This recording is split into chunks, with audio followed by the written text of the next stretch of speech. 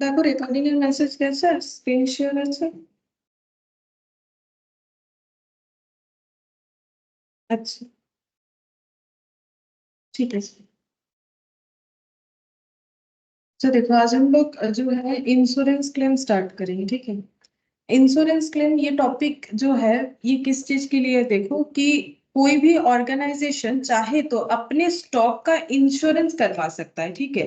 क्यों? क्योंकि देखो उसका स्टॉक अगर किसी भी कारण से एक्सीडेंटली अगर डिस्ट्रॉय हो जाता है तो उसका तो बहुत ज्यादा लॉस हो जाएगा, लेकिन अगर वो इंश्योरेंस करवा रखता है उसी स्टॉक का तो वो इंश्योरेंस कंपनी से क्लेम मांग सकता है, ठीक है। लेकिन कोई ऐसे ही क्लेम नहीं मांग सकता है। क्लेम मांगने के लिए मतलब क्लेम करने के लिए उसे क्या करना पड़ेगा? इंश्योरेंस का जो भी रूल्स है, अगर कोई ठीक तरीके से अपना प्रीमियम वगैरह भरा होगा, जो भी रूल्स था, जो भी टर्म्स कंडीशंस था इंश्योरेंस का, वो पूरा फुलफिल किया होगा, तभी जाके जो है इंश्योरेंस कंपनी क्लेम एडमिट करती है। और पहला बात है, मान लो किसी के गोडाउन में आग लग गया, आग लग के स्टॉक जल गया, उसका स्टॉक का जो है इंश्योरेंस किया हुआ था, तो फिर वो इंश्योरेंस कंपनी को इन्फॉर्म करेगा, लेकिन इंश्योरेंस कंपनी आके चेक करेगी कि सच में ये एक्सीडेंट हुआ नहीं हुआ, क्या सिचुएशन है, वो सारी चीजों को चेक करके इंश्योरेंस कंपनी को वैलिड जब लगेगा तो उसके हिसाब से जो भी क्लेम देना है वो देगी। वो इंश्योरेंस के टर्म्स कंडीशंस पे डिपेंड करता है कि कितना क्लेम मिलना चाहिए। अब जितने उन्होंने इंश्योरेंस करवा रखे उसके बेसिस पे होता है, ठीक है। जैसे मेडिकल इंश्योरेंस भी होता है ना कि अगर कोई हॉस्पिटलाइज्ड हो तो उसका हॉस्पिटल का कितना बिल जो है इंश्योरेंस से निकल जाएगा, वो डिपेंड करता है कि कैसा प्रीमियम उसने किया था, मतलब कैसा इंश्योरेंस उसने किया था, उसके ऊपर डिपेंड करता है। Good evening. Good good evening. Evening. देखो तो इंश्योरेंस क्लेम, इंश्योरेंस क्लेम तो यहाँ पर किस बात का इंश्योरेंस करवाएगा कंपनी या ऑर्गेनाइजेशन? यहाँ पर दो तरीके का इंश्योरेंस होगा। Good evening Priya.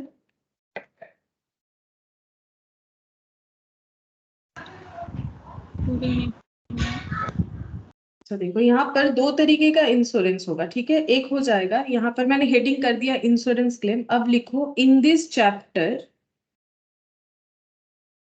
We will understand and practice. हमें क्या समझना है, क्या प्रैक्टिस करना है? Calculation of claim due to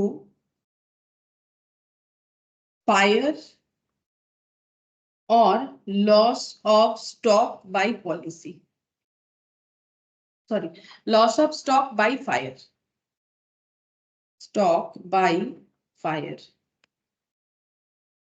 ठीक है। सेकेंड हमें पढ़ना पड़ेगा calculation of claim due to fire और लॉस ऑफ प्रॉफिट पॉलिसी।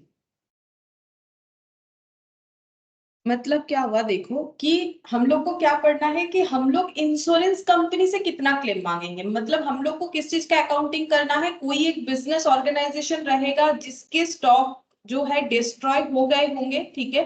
तो उस स्टॉक के अगेंस्ट में उसने अगर इंश्योरेंस करवा रखा था तो उसे कितना इंश्योरेंस क्लेम मिलना चाहिए वो हम लोग पढ़ेंगे, ठीक है। अब इंश्योरेंस दो तरीके का किया जा सकता है। एक हो सकता है कि हम लोग जो स्टॉक लॉस हुआ है उसके ऊपर इंश्योरेंस करवाया था, ऐसा एक हो सकता है। एक हो सकता है लॉस ऑफ प्रॉफिट पॉलिसी। इसका मतलब क्या होता है? हम लोग दो चीज कर सकते हैं, या तो ऐसा कर सकते हैं कि गोडाउन में जितना स्टॉक है उसके ऊपर इंश्योरेंस करवा सकते हैं, हमारे पास जितना स्टॉक अवेलेबल है, या फिर उस स्टॉक को बेच के जो प्रॉफिट होगा फ्यूचर में उसके ऊपर इंश्योरेंस करवा सकते हैं। और अगर वो स्टॉक जल गया तो जितना प्रॉफिट का लॉस हुआ उसके अकॉर्डिंग हमें क्लेम मिलेगा। तो इस चैप्टर को हम लोग दो पार्ट में करेंगे। पहला पार्ट हो जाएगा कि अगर स्टॉक के ऊपर इंश्योरेंस करवाया हुआ था और ड्यू टू फायर, नॉर्मली सारे क्वेश्चंस हमारे फायर वाले ही होंगे कि आग लग गया गोडाउन में या शॉप में, उसके बाद इंश्योरेंस कंपनी कितना क्लेम दी वो कैलकुलेट करना पड़ेगा। तो एक हम लोग पढ़ेंगे loss of stock by fire, मतलब अगर हम लोगों ने इंश्योरेंस करवा रखा है स्टॉक पे। और एक ऑप्शन होता है कि ऑर्गेनाइजेशन इंश्योरेंस करवा सकती है स्टॉक को बेच के जो प्रॉफिट होने वाला था फ्यूचर में उसके ऊपर। तो calculation of claim due to fire और loss of stock by fire, calculation of claim due to fire, या फिर इसको हम लोग बोलते हैं लॉस ऑफ प्रॉफिट पॉलिसी। दो पॉलिसी के केस में, loss of stock, loss of profit, दोनों ही केस में हमें क्या करना है, क्लेम कैलकुलेट करना है कि इंश्योरेंस कंपनी हमें कितना क्लेम देने वाला है, ठीक है। अच्छा, अब उसका मतलब प्रोसेस होगा वो हम बताएंगे, क्या क्या स्टेप फॉलो करना है इसको कैलकुलेट करने के लिए। फिर नेक्स्ट लिखेंगे, पहले आज हम लोग ये वाला पढ़ेंगे, loss of stock by fire. Loss of stock by fire, whenever fire occurred and stock is lost। अगर कभी भी फायर ऑकर होता है तो ऑब्वियसली स्टॉक जो है वो लॉस्ट हो जाएगा, along with store laser, along with store laser. अब इसका मतलब क्या है बताते हैं। मतलब गोडाउन में अगर आग लगेगा या शॉप में, जहां भी लगे, ठीक है, हम लोग के शॉप में भी लग सकता है, गोडाउन में भी लग सकता है, तो हर एक जगह पे स्टोर लेजर तो होगा ना। स्टोर लेजर का मतलब है, अब मान लो स्टोर में भी अगर आग लगता है तो स्टोर में कितने प्रोडक्ट है, कितना स्टॉक है, उसके लिए भी एक लेजर मेंटेन होता है। जैसे तुम लोग कॉस्ट में पढ़ते हो ना, स्टोर लेजर, ठीक है, स्टोर का डिटेल्स रखने के लिए स्टोर लेजर। तो मान लो जब आग लगा ऑर्गेनाइजेशन में, तो वहां पर स्टॉक तो जला ही जला, वहां पर जो भी पेपर थे, मतलब जो भी पेपर डॉक्यूमेंट्स थे, जो भी डिटेल्स था, या फिर अगर लैपटॉप के अंदर भी, मतलब अगर सॉफ्टवेयर में भी डिटेल्स था, तो लैपटॉप वगैरह भी जल गया, ठीक है। तो बोल रहे हैं कि स्टोर लेजर भी हमारा डिस्ट्रॉय हो जाता है, then such lost is, then such lost stock is calculated as follows, calculated as follows for treating claims with insurance company, with insurance company। मतलब देखो क्या होता है ना कि इंश्योरेंस कंपनी को हमें बताना पड़ेगा कि कितना स्टॉक जला। अब अगर मान लो मेरे गोडाउन में जो स्टॉक था वो तो जल ही गया, तो हम कैसे काउंट करके बोले मेरा कितना स्टॉक था गोडाउन में जब आग लगा। दूसरा कि जो पेपर वर्क यानी स्टोर लेजर वगैरह था वो भी अगर डिस्ट्रॉय हो गया, जो देख के हम लोग बता सकते जहां हम लोगों ने एंट्री वेंट्री कर रखा था, अगर वो सारे मतलब डॉक्यूमेंट्स भी जल गए, तो हम लोग फिर कैसे बताएं इंश्योरेंस कंपनी को, क्योंकि उनको हमें कुछ वैलिड बताना है। ऐसे ओरली बता देंगे कि मेरा इतने रुपए का स्टॉक था तो वो नहीं मानेंगे, बोलेंगे प्रूव करके दिखाओ कि आपका इतना स्टॉक था, तो ही वो क्लेम देंगे। क्योंकि ऐसे तो कोई भी जो है ना फॉल्स क्लेम कर सकता है। फॉल्स क्लेम होता है, हाँ होता है। कैसे होता है, जैसे मान लो कि किसी का ऐसा स्टॉक है जो इतना ओल्ड हो गया है, मार्केट में बिक नहीं रहा है, लेकिन उसने उस स्टॉक का इंश्योरेंस करवा रखा है। अब वो क्या करेगा, अब वो चाहे तो जानबूझ के भी आग लगा सकता है, ठीक है। अगर वो चाहे तो मतलब आग नहीं लगा, जानबूझ के आग लगा दिया, क्यों, आग लगने से स्टॉक डिस्ट्रॉय हो गया। अब क्योंकि इंश्योरेंस किया हुआ था, इंश्योरेंस कंपनी से क्लेम मिल जाएगा। अब स्टॉक वैसे ही नहीं बिक रहा था, इतना ओल्ड हो गया था, या जो भी रीजन हो, मार्केट में नहीं चलता है तो स्टॉक इतना बेकार हो गया था, वो स्टॉक बिकेगा ही नहीं। हम लोग अपने क्रेडिटर को भी रिटर्न नहीं कर पा रहे, क्योंकि हम लोगों ने इंश्योरेंस कर रखा है। तो लोग क्या करते हैं ना, मतलब ऐसा हुआ है इंसिडेंट, जो कि ऐसा मतलब करना नहीं चाहिए, ये मैटर वैसे इलीगल है। तो लोग क्या करते हैं, स्टॉक में आग लगा दिया, ठीक है भाई मेरा बिकने वाला तो है नहीं, तो मुझे कम से कम इंश्योरेंस कंपनी से जो भी क्लेम मिलेगा मेरा कम से कम उतना सा तो रिकवरी हो जाएगा। इसीलिए इंश्योरेंस कंपनी बोलती हम ऐसे बोलोगे आग लग गया तो हम क्लेम दे देंगे, ऐसा नहीं है। हम आके पूरा इन्वेस्टिगेशन करेंगे कि सच में आग लगा, कैसे लगा, कब लगा, पूरा चीज चेक करेंगे कि मतलब एक्सीडेंटली हुआ या फिर कोई जानबूझ के किया है, वो सारी चीजों को चेक करेंगे। इसीलिए बोल रहा है कि हमें कैलकुलेशंस जो है दिए गए हैं उसके बेसिस पे हमें कैलकुलेट करके बताना पड़ेगा कि गोडाउन में कितना स्टॉक था। वो हम लोग कैसे कैलकुलेट करके इंश्योरेंस कंपनी को बताएंगे, उसका प्रोसेस हम लोग यहाँ पर सीखेंगे, ठीक है। क्योंकि जैसे ही हमें पता चल जाएगा कि कितना स्टॉक था, इंश्योरेंस कंपनी अपना क्लेम प्रोवाइड करेगी, ठीक है। तो इसमें सबसे पहले स्टेप 1 में क्या करना है, कैलकुलेशन में लिखो calculate gross profit ratio, calculate GP ratio.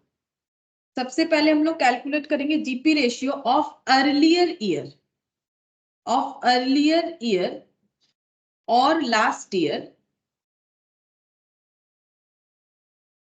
by preparing trading account. By preparing trading account. बताएंगे ये सब कैसे होगा, पहले लिख लो स्टेप्स, फिर बताएंगे, एक क्वेश्चन में करने से ही समझ में आएगा, ठीक है। फिर स्टेप 2 लिखो। स्टेप 2 में लिखो prepare trading for current year. Prepare trading for current year up to date of fire. Up to date of fire. अभी ये कुछ नहीं समझ में आएगा, अभी लिखते जाओ, क्वेश्चन करने से ही सारे स्टेप समझ में आ जाएंगे। इन सच trading account, in such trading account, GP should be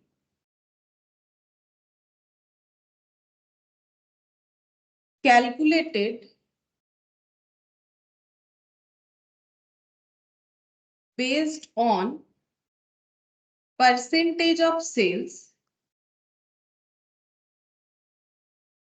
Balancing figure is called stock. The last year to এটা current year C dot লিখে দিই একবার না current year না না এটা বলছি না উপরেরটা তাহলে ও আচ্ছা হ্যাঁ হ্যাঁ হ্যাঁ এটা ঠিক ঠিক এল এ না লিখে ও লিখে দিয়েছে হ্যাঁ লাস্ট ইয়ার अच्छा on percentage of sales balancing figure balance figure लिख देते हैं balance figure is called stock on the date of fire on the date of fire फिर स्टेप 3 लिखेंगे step 3 calculation of claim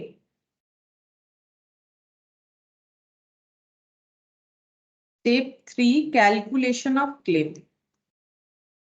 Step 3 calculation of claim. अच्छा कैसे calculate होगा? Stock as on date of fire. Stock as on date of fire. Bracket में लिख लो normal. अब ये normal abnormal क्या है वो भी बताएंगे। Stock as on date of fire bracket में एबनॉर्मल।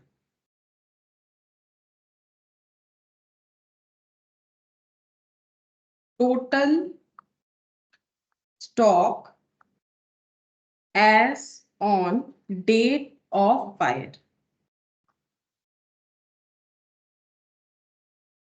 लेस ऐड करना है फायर फाइटिंग एक्सपेंस। लेस करना है सैलवेज। लेस करना है सैलवेज।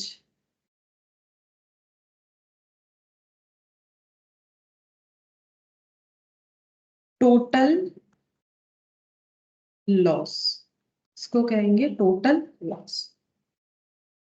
अच्छा और स्टेप 4 इसके बाद स्टेप 4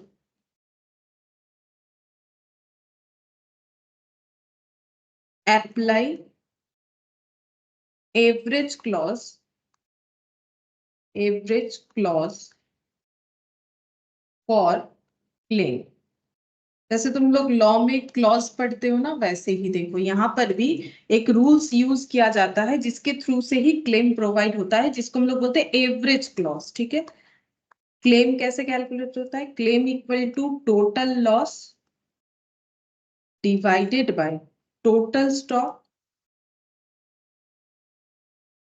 into policy amount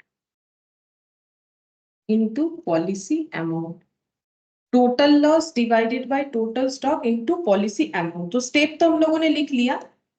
ठीक है, इसी स्टेप वाइज हमें कैलकुलेशन करना पड़ेगा, तो वो हम क्वेश्चन के साथ समझाएंगे। अब कुछ इंपॉर्टेंट पॉइंट है वो लिख लेते हैं ताकि हमें क्वेश्चन करने में आसानी हो। ठीक है, इंपॉर्टेंट पॉइंट ये कंप्लीट होते ही हम लोग क्वेश्चन स्टार्ट कर पाएंगे। पहला, if GP ratio of last year is given in question, मैंने क्यों लिख दिया, comma, step 1 is not required। ठीक है, अगर तुम लोग देखोगे तो मैंने स्टेप 1 में पहले बोला है कि प्रीवियस ईयर या लास्ट ईयर या अर्लियर ईयर का जीपी रेशियो कैलकुलेट करने के लिए। इंपॉर्टेंट पॉइंट ये है कि अगर क्वेश्चन में हमें प्रीवियस ईयर या लास्ट ईयर या अर्लियर ईयर का जीपी रेशियो गिवन होगा तो स्टेप 1 करने का जरूरत नहीं है। ये नॉर्मल बात हो गया। देखो, अगर मेरा जीपी रेशियो गिवन मतलब कैलकुलेट करके दिया हुआ ही है तो हम लोग कैलकुलेट क्यों करें, यानी मेरा क्वेश्चन स्टेप 2 से फिर स्टार्ट होगा। ठीक है, अच्छा, फिर सेकेंड पॉइंट में लिखना है, if loss by fire is in first year, if loss by fire is in first year, then GP ratio has to be estimated by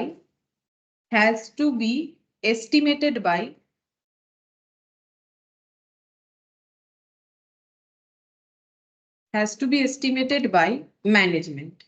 ये पॉइंट भी बता देते हैं। देखो, बोला है कि अगर फर्स्ट ईयर में ही आग लग गया, ठीक है, लॉस हुआ है आग लगने के वजह से, फर्स्ट ईयर का मतलब क्या बोल रहे हैं, फर्स्ट ईयर का मतलब जस्ट बिजनेस स्टार्ट किया था, इसके पहले हमारा बिजनेस था ही नहीं, इसी साल स्टार्ट किया था, इसी साल आग लग गया। अगर इसी साल स्टार्ट किया, इसी साल आग लग गया, तो जीपी रेशियो प्रीवियस ईयर का कैसे निकाले। प्रीवियस ईयर अगर मैंने बिजनेस किया ही नहीं, प्रीवियस ईयर मेरा बिजनेस था ही नहीं, ठीक है, मान लो मैंने स्टार्ट किया था बिजनेस 1 जनवरी 2024 में, ठीक है, और उसके बाद ही आग लग गया, ये मेरा स्टार्टिंग था, पहला टाइम था, ठीक है, इसके पहले कभी किया ही नहीं ये बिजनेस, तो फिर हम कैसे जीपी रेशियो लास्ट ईयर यानी 2023 का निकाले, वो तो पॉसिबल नहीं है। तो इस केस पे जीपी रेशियो का सोल्यूशन क्या बोल रहा है, if loss by fire is in first year then GP ratio has to be estimated by management. तब क्या होगा ना, जो बिजनेस मैनेज करते हैं उनको बोला जाएगा कि आप एक एस्टिमेशन से बता दीजिए कि जीपी रेशियो कितना हो सकता था। ठीक है, तो मैनेजमेंट एस्टिमेट करके बताती है, ऐसा अगर होता है तो। फिर थर्ड पॉइंट में लिखो, trading account are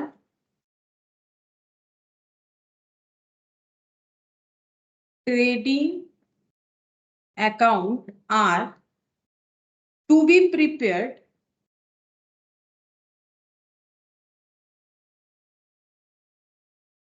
exclusive of abnormal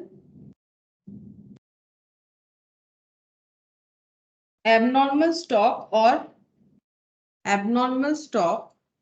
or core selling line item bracket में PSL। ठीक है, ये क्या बोल रहा है, बोल रहा है कि जब भी हम लोग ट्रेडिंग अकाउंट बनाएंगे, अच्छा ट्रेडिंग अकाउंट कब बनाना पड़ेगा, अगर हमें जीपी रेशियो निकालना है तो ट्रेडिंग अकाउंट बनाना पड़ेगा। तो ट्रेडिंग अकाउंट जब हम लोग बनाएंगे, अगर हमारे पास कोई एबनॉर्मल स्टॉक आइटम है जिसको हम लोग बोलते हैं poor selling line item, abnormal stock का मतलब जिस स्टॉक को हम लोग नॉर्मल प्राइस में नहीं बेच सकते, मतलब जो बाकी स्टॉक की तरह नहीं है। ठीक है, मान लो मेरे पास कुछ स्टॉक है, ठीक है, जिसमें से स्टॉक मैंने खरीदा है 100 रुपीज का, मुझे सेल करना है 20 प्रॉफिट लगा के 120, लेकिन कुछ स्टॉक ऐसा डिफेक्टिव है, एबनॉर्मल यानी डिफेक्टिव या पोर सेलिंग लाइन, जो वो भी मैंने 100 से ही परचेस किया है बट उसे हम 120 में नहीं सेल कर पाएंगे। ठीक है, मान लो उसे हम 110 में सेल करें, तो एबनॉर्मल आइटम्स, ठीक है, जो नॉर्मल सेलिंग प्राइस में नहीं बिकता है, ये हर एक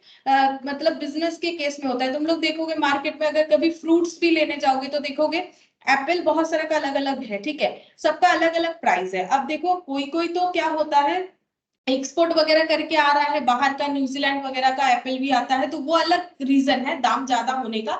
लेकिन देखोगे जो थोड़ा सा मतलब पुराना हो गया उसका दाम कम है, जो थोड़ा सा फ्रेश है उसका दाम जो है ज्यादा है। तो वही बोल रहा है कि अगर कोई एबनॉर्मल आइटम हमें मिलता है ट्रेडिंग अकाउंट बनाते वक्त, तब हम लोग उसका ट्रीटमेंट कैसे करेंगे, एबनॉर्मल आइटम को हम लोग एक्सक्लूड करके क्वेश्चन को सॉल्व करेंगे। ठीक है, ये पॉइंट सिर्फ दिमाग में रखना है, क्वेश्चन करते वक्त हम बताएंगे कैसे करके एक्सक्लूड करना पड़ेगा। फिर फोर्थ नंबर में लिखो, whenever possible, whenever possible stock will be shown, stock will be shown at cost price only, at cost price only, to calculate correct, to calculate correct GP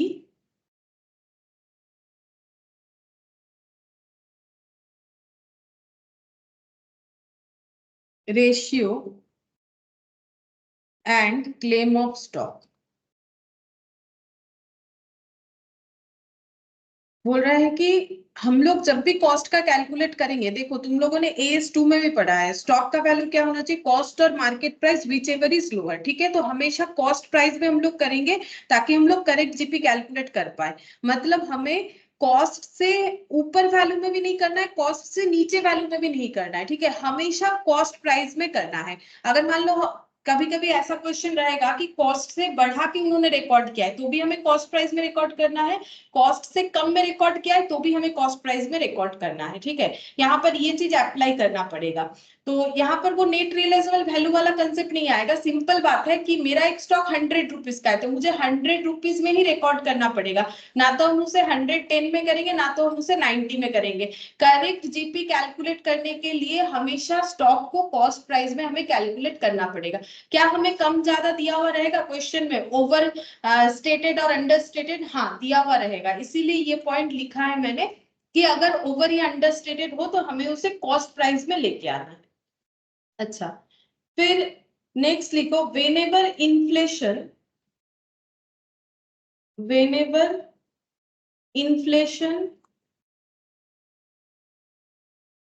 effects are given, effects are given,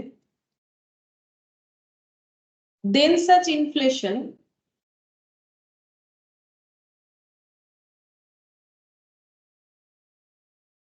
should be cancelled, should be cancelled before calculation of stock loss, before calculation of stock loss। मतलब अगर question में कोई inflation का point दिया हुआ रहे तो हमें उस इन्फ्लेशन को पहले कैंसिल करना है स्टॉक लॉस कैलकुलेट करने के पहले। तो ऐसा जब क्वेश्चन आएगा तब हम लोग इस पॉइंट को देखेंगे कि इसका ट्रीटमेंट कैसे होगा। फिर नेक्स्ट पॉइंट में लिखो, ट्रेडिंग अकाउंट इन स्टेप 1 और step 2, trading account in step 1 और step 2 should be free from, should be free from error। Sales here means where goods have been delivered, where goods have been delivered,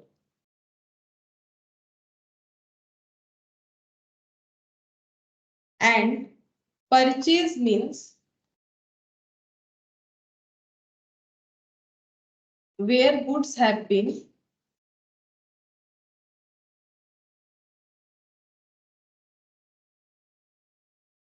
received।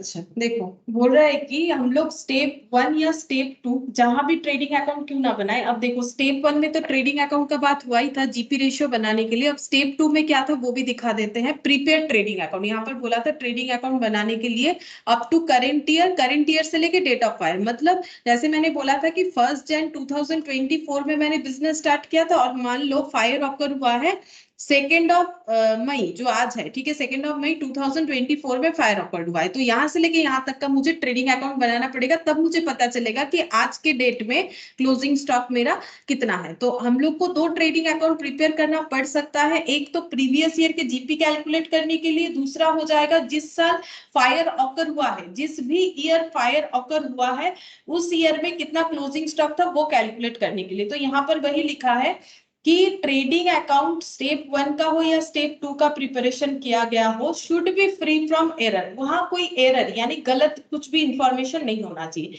Sales का मतलब क्या होता है यहाँ पर, where goods have been delivered. क्यों ऐसा बात कर रहा है, देखो बोल रहे देखो हम लोगों ने मान लो सेल कर दिया है, ठीक है, और डेटर ने मुझे पेमेंट भी कर दिया, ठीक है, या फिर मैंने कैश सेल किया, लेकिन वो स्टॉक मेरे गोडाउन में ही पड़ा हुआ है। तो अगर फायर ऑकर हुआ तो वो स्टॉक भी इंपैक्ट होगा, उस स्टॉक पे भी इंपैक्ट होगा। इसीलिए सेल्स मतलब यहाँ पर सिर्फ सेल्स तभी माना जाएगा अगर गुड्स डिलीवर्ड हो गया है। अगर पैसा मिल गया है, मतलब हम लोगों ने मान लो कैश रिसीव कर लिया है बट अभी तक स्टॉक डिलीवर नहीं हुआ है, तो इंश्योरेंस क्लेम में हम लोग वैसे सेल को सेल नहीं मानते। उसका रीजन भी समझो क्या होता है ना, ये मान लो गोडाउन में ये स्टॉक पड़ा हुआ है, ये स्टॉक ना सेल हो गया है, ठीक है, ये स्टॉक सेल हो गया है, किसी ने कंफर्म कर दिया कि इतना स्टॉक लेना है, पेमेंट भी कर दिया, और क्या हुआ उसी दिन क्या हो गया, फायर ऑकर हो गया, वो अपना स्टॉक लेके नहीं गया था, वो बोला था नेक्स्ट दिन लेके जाएंगे। अब अगर आग लगा तो ये स्टॉक भी जलेगा, तो इसका मतलब ये सेल नहीं माना जाएगा। क्यों? क्योंकि अगर हम लोग इसको सेल मान लेंगे तो फिर वो तो क्लोजिंग स्टॉक में नहीं कैलकुलेट होगा, ट्रेडिंग में वो सेल में आ जाएगा। फिर हम लोग सेल रिकॉर्ड करेंगे तो वो ग्रॉस प्रॉफिट भी आ जाएगा। अब ये बेच के प्रॉफिट कैसे होगा, क्योंकि कस्टमर ने पेमेंट जरूर किया, लेकिन अगर मेरे गोडाउन में आग लग गया है तो कस्टमर बोलेगा भाई मेरा पैसा वापस करो, नहीं तो मुझे दूसरा स्टॉक दे दो, क्योंकि हम क्या करें, मैंने तो पेमेंट कर दिया था। अब आपके गोडाउन में आग लगा है तो फिर हम कुछ नहीं कर सकते हैं। तो कस्टमर को तो हमें क्या करना पड़ेगा, या तो हम लोग पैसा वापस करना पड़ेगा या तो फिर नया प्रोडक्ट देना पड़ेगा। तो इसीलिए बोल रहा है सेल्स का मतलब यहाँ पर सिर्फ और सिर्फ तभी सेल्स मानेंगे अगर गुड्स डिलीवर्ड हो गया है, नहीं तो हम लोग का कैलकुलेशन गलत होगा। क्योंकि इंश्योरेंस कंपनी को हम लोग यही बोलेंगे ना, जब फायर ऑकर हुआ तो ये वाला स्टॉक भी हमारे पास था। तो sales means only when goods are delivered, और परचेज का मतलब अगर गुड्स हैव बीन रिसीव्ड, हम लोगों ने परचेज कर लिया है लेकिन स्टॉक क्रेडिटर के पास ही पड़ा हुआ है और गोडाउन में आग लगा, तो वो स्टॉक तो जलेगा नहीं, ठीक है। यहाँ पर इनवॉइस रेज के साथ कोई मतलब नहीं है कि मेरा बिल बन गया, मैंने पेमेंट कर दिया, अगर वो स्टॉक मेरे गोडाउन में आ पहुंचा था फिजिकली तो ही वो फायर ऑकर से इंपैक्टफुल होगा। इसीलिए यहाँ पर परचेज का मतलब, लेकिन परचेज का मतलब होता है सिर्फ तभी जब हम लोग फिजिकली स्टॉक को अपने पास लेके आएंगे, तभी वो परचेज कहलाएगा, ठीक है। ये पॉइंट याद रखना है, इस पे हमें जो है क्वेश्चन दे सकता है इस पॉइंट पे, ठीक है।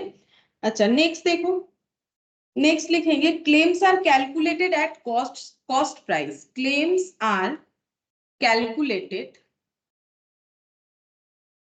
Eight cost price and settled also at cost price. Market price is not relevant for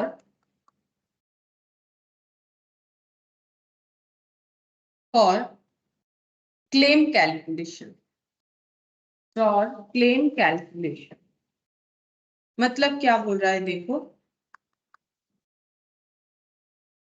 बोल रहा है जब भी क्लेम कैलकुलेट करता है इंश्योरेंस कंपनी तो कैसे करता है, कॉस्ट प्राइस में। मतलब मान लो मेरे गोडाउन में 100 रुपीज का स्टॉक था, ठीक है, 100 रुपीज का स्टॉक था जो कि फायर ऑकर होने की वजह से जल गया। इसको हम मार्केट में सेल कर सकते थे 120 रुपीज में, ठीक है। अब इंश्योरेंस कंपनी को हम लोग क्या बोलेंगे कि मेरा 100 रुपीज का स्टॉक जला कि 120 का? ऑब्वियसली बोलना पड़ेगा 100 रुपीज का जला, क्योंकि वो जब क्लेम देगा इंश्योरेंस कंपनी तो वो बोलेगा कि आपका तो 100 रुपीज का स्टॉक चला है, आप अगर बेचते तो 120 होता, वो बात अलग है, ठीक है। तो यहाँ पर बोल रहा है कि जब भी क्लेम कैलकुलेट होगा इस केस में, ठीक है, एक लॉस ऑफ प्रॉफिट वाला भी वो हम लोग बाद में देखेंगे, आज जो मैंने यहाँ स्टार्टिंग में ही लिखवाया था ना प्रॉफिट वाला, तो ये वाला हम लोग का लॉस ऑफ स्टॉक के ऊपर है। तो claims are calculated at cost price, claim जो है ये 100 के ऊपर मिलेगा, and settled also at cost price, और सेटलमेंट भी इसी प्राइस पे होगा। मार्केट प्राइस मतलब मार्केट में इसे कितने में बेच सकते थे वो कैलकुलेशन के लिए रेलिवेंट नहीं है, ठीक है। इंश्योरेंस कंपनी बोलेगी आपका एक्चुअली जो लॉस होने वाला था हम लोग उसी पे क्लेम देंगे, 120 पे क्यों दे? इससे तो इंश्योरेंस कंपनी का लॉस होगा। इंश्योरेंस कंपनी कभी भी प्रॉफिट, क्योंकि उन्होंने बेचा ही नहीं है, ठीक है, बेचने का बात अलग है, स्टॉक जितना चला उस पे क्लेम मिल जाएगा। फिर next point, if salvage has been delivered, if salvage has been delivered to insurance company, to insurance company, then such salvage will be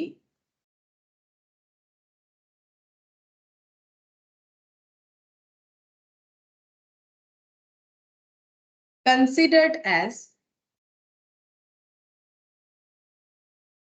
stock loss। देखो अब ये पॉइंट हमें क्या बोलना है, सैल्वेज का मतलब है, देखो अगर कभी भी किसी के गोडाउन में, दुकान में, कहीं भी अगर आग लगता है ना तो लोग थोड़ी ना खड़े खड़े देखते हैं, आग को बुझाने का कोशिश करते हैं, ठीक है।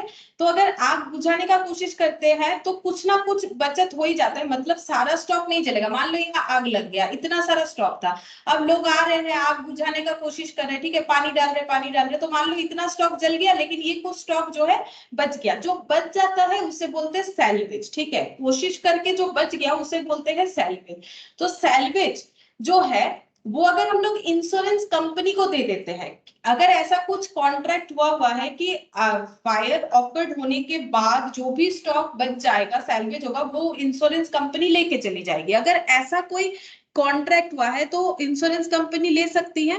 तो अगर इंश्योरेंस कंपनी को हम लोग डिलीवर्ड करते हैं तो वो सैल्वेज अमाउंट का स्टॉक भी हम लोग स्टॉक लॉस ही मानेंगे। क्यों? क्योंकि मान लो यहाँ पर 1 2 3 4 5 यूनिट स्टॉक था, जिसमें से 3 यूनिट स्टॉक पूरा पूरा जल गया, हम लोग बचा नहीं पाए, 2 यूनिट स्टॉक हम लोगों ने बचा लिया, तो हम लोगों का क्लोजिंग स्टॉक था 5 यूनिट, उसमें से हम लोगों का सैल्वेज हो गया है कितना? 2 यूनिट, ठीक है, सैल्वेज कितना हो गया? 2 यूनिट, मेरे एग्जांपल के अकॉर्डिंग। अब ये 2 यूनिट भी अगर इंश्योरेंस कंपनी लेके जाएगी तो हम बोलेंगे मेरा पूरा 5 यूनिट का ही लॉस है, ठीक है। तो अगर ऐसा क्वेश्चन में रहता है कि salvage has been delivered to insurance company, then such salvage will be considered as stock lost, तो वो भी मुझे stock lost ही मानना पड़ेगा, ठीक है। और अगर नहीं लेके जाती है तो हम लोग बोलेंगे कि मेरा 3 यूनिट स्टॉक ही जो है लॉस हुआ है। अब वो डिपेंड करता है, क्वेश्चन जैसा बोलेगा हम लोग वैसा करेंगे। एंड लास्ट पॉइंट, इसके बाद ही हम लोग क्वेश्चन कर पाएंगे। लास्ट पॉइंट लिखो, average clause should not increase, average clause should not increase amount of claim in all situation,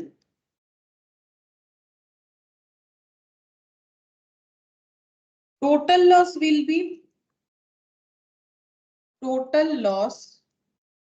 will be maximum claim amount, maximum claim amount। हम बताते हैं, ये वाला पॉइंट भी बताते हैं। देखो मैंने एक एवरेज क्लॉज लिखवाया है स्टेप 4 में, ठीक है, स्टेप 4 में देखोगे तो मैंने एक एवरेज क्लॉज लिखवाया है जिसके अकॉर्डिंग क्लेम का कैलकुलेशन कैसे होता है, क्लेम इक्वल टू होता है total loss divided by total stock into policy amount, ठीक है। ये देखो स्टेप ये देखो स्टेप 4 में मैंने ये लिख पाया है, ठीक है। अब यहाँ पर पॉइंट क्या बोल रहा है कि एवरेज क्लॉज से जो क्लेम का अमाउंट आएगा should not increase amount of claim. बोल रहा है in all situation total loss will be maximum claim amount. अब देखो इसको हम प्रूव करके बताते हैं एक छोटे से एग्जाम्पल के साथ। जैसे मान लो कि मेरा टोटल लॉस हुआ है सपोज 30,000, ठीक है। टोटल स्टॉक था मेरा 40,000, ठीक है। अच्छा इनटू यहाँ पर देखते कितना करने से आएगा, 3/4 इंटू 1 लाख। हाँ देखो मैंने यहाँ पर कर दिया 1 लाख। मान लो किसी का पॉलिसी कितना था, पॉलिसी करवाया हुआ था 1 लाख का, ठीक है। और टोटल स्टॉक था जब फायर ऑकर हुआ 40,000 रुपीज का, और उसमें से 30,000 रुपीज का स्टॉक जो है डिस्ट्रॉय हो गया। तो फॉर्मूले के अकॉर्डिंग क्या हो जाता है, ये कैलकुलेशन करने से हमारे पास आंसर निकल के आता है 75,000। यानी एवरेज क्लॉज के अकॉर्डिंग इंश्योरेंस कंपनी को क्लेम देना पड़ेगा 75,000, लेकिन एक्चुअली में तो लॉस हुआ है 30,000, क्योंकि फॉर्मूला में क्या बोल रहा है कि आउट ऑफ 40,000, मतलब जो डेटा मैंने यहाँ लिया उसके हिसाब से क्या हो रहा है कि आउट ऑफ 40,000 का स्टॉक ओनली 30,000 डिस्ट्रॉय हुआ है। तो उसके हिसाब से 1 लाख का क्लेम आ रहा है 75, लेकिन जब लॉस ही मेरा 30,000 हुआ है तो इंश्योरेंस कंपनी कभी मुझे 75,000 नहीं देगी। तो बोल रहा है total loss will be the maximum claim. Maximum claim कितना मिल सकता है, जितना हम लोगों का टोटल लॉस है उससे ज्यादा नहीं। अगर एवरेज क्लॉज से कैलकुलेट करने से क्लेम का अमाउंट इंक्रीज हो जा रहा है तो वो अमाउंट नहीं देना है, मुझे उतना ही देना है जितना मेरा टोटल लॉस है, ठीक है। मुझे उतना ही देना पड़ेगा जितना मेरा टोटल लॉस है। हाँ अगर ये कैलकुलेट करके, जैसे मान लो मैंने ऐसे किया ना 30,000 डिवाइडेड बाय 40,000, और यहाँ पर मैंने कर लिया मान लो 50,000। अब देखो कितना आंसर आता है। मान लो पॉलिसी वैल्यू है 50,000, तो कितना हो जाएगा 3/4 इंटू 50,000, ठीक है। तो आंसर आ रहा है 37,500। अच्छा ये ज्यादा आ गया, चलो इसको हम कर लेते हैं, इसको हम कर लेते हैं 45,000। अब देखते हैं कितना आ रहा है, 3/4 इंटू 45,000। अगर 45,000 कर लेते हैं तो 33, फिर भी ज्यादा आ रहा है, 35 कर लेते चलो तब ठीक रहेगा। 35,000, 3/4 इंटू 35,000, ठीक है। तो मेरा क्लेम कितना आ रहा है 26,250, ठीक है।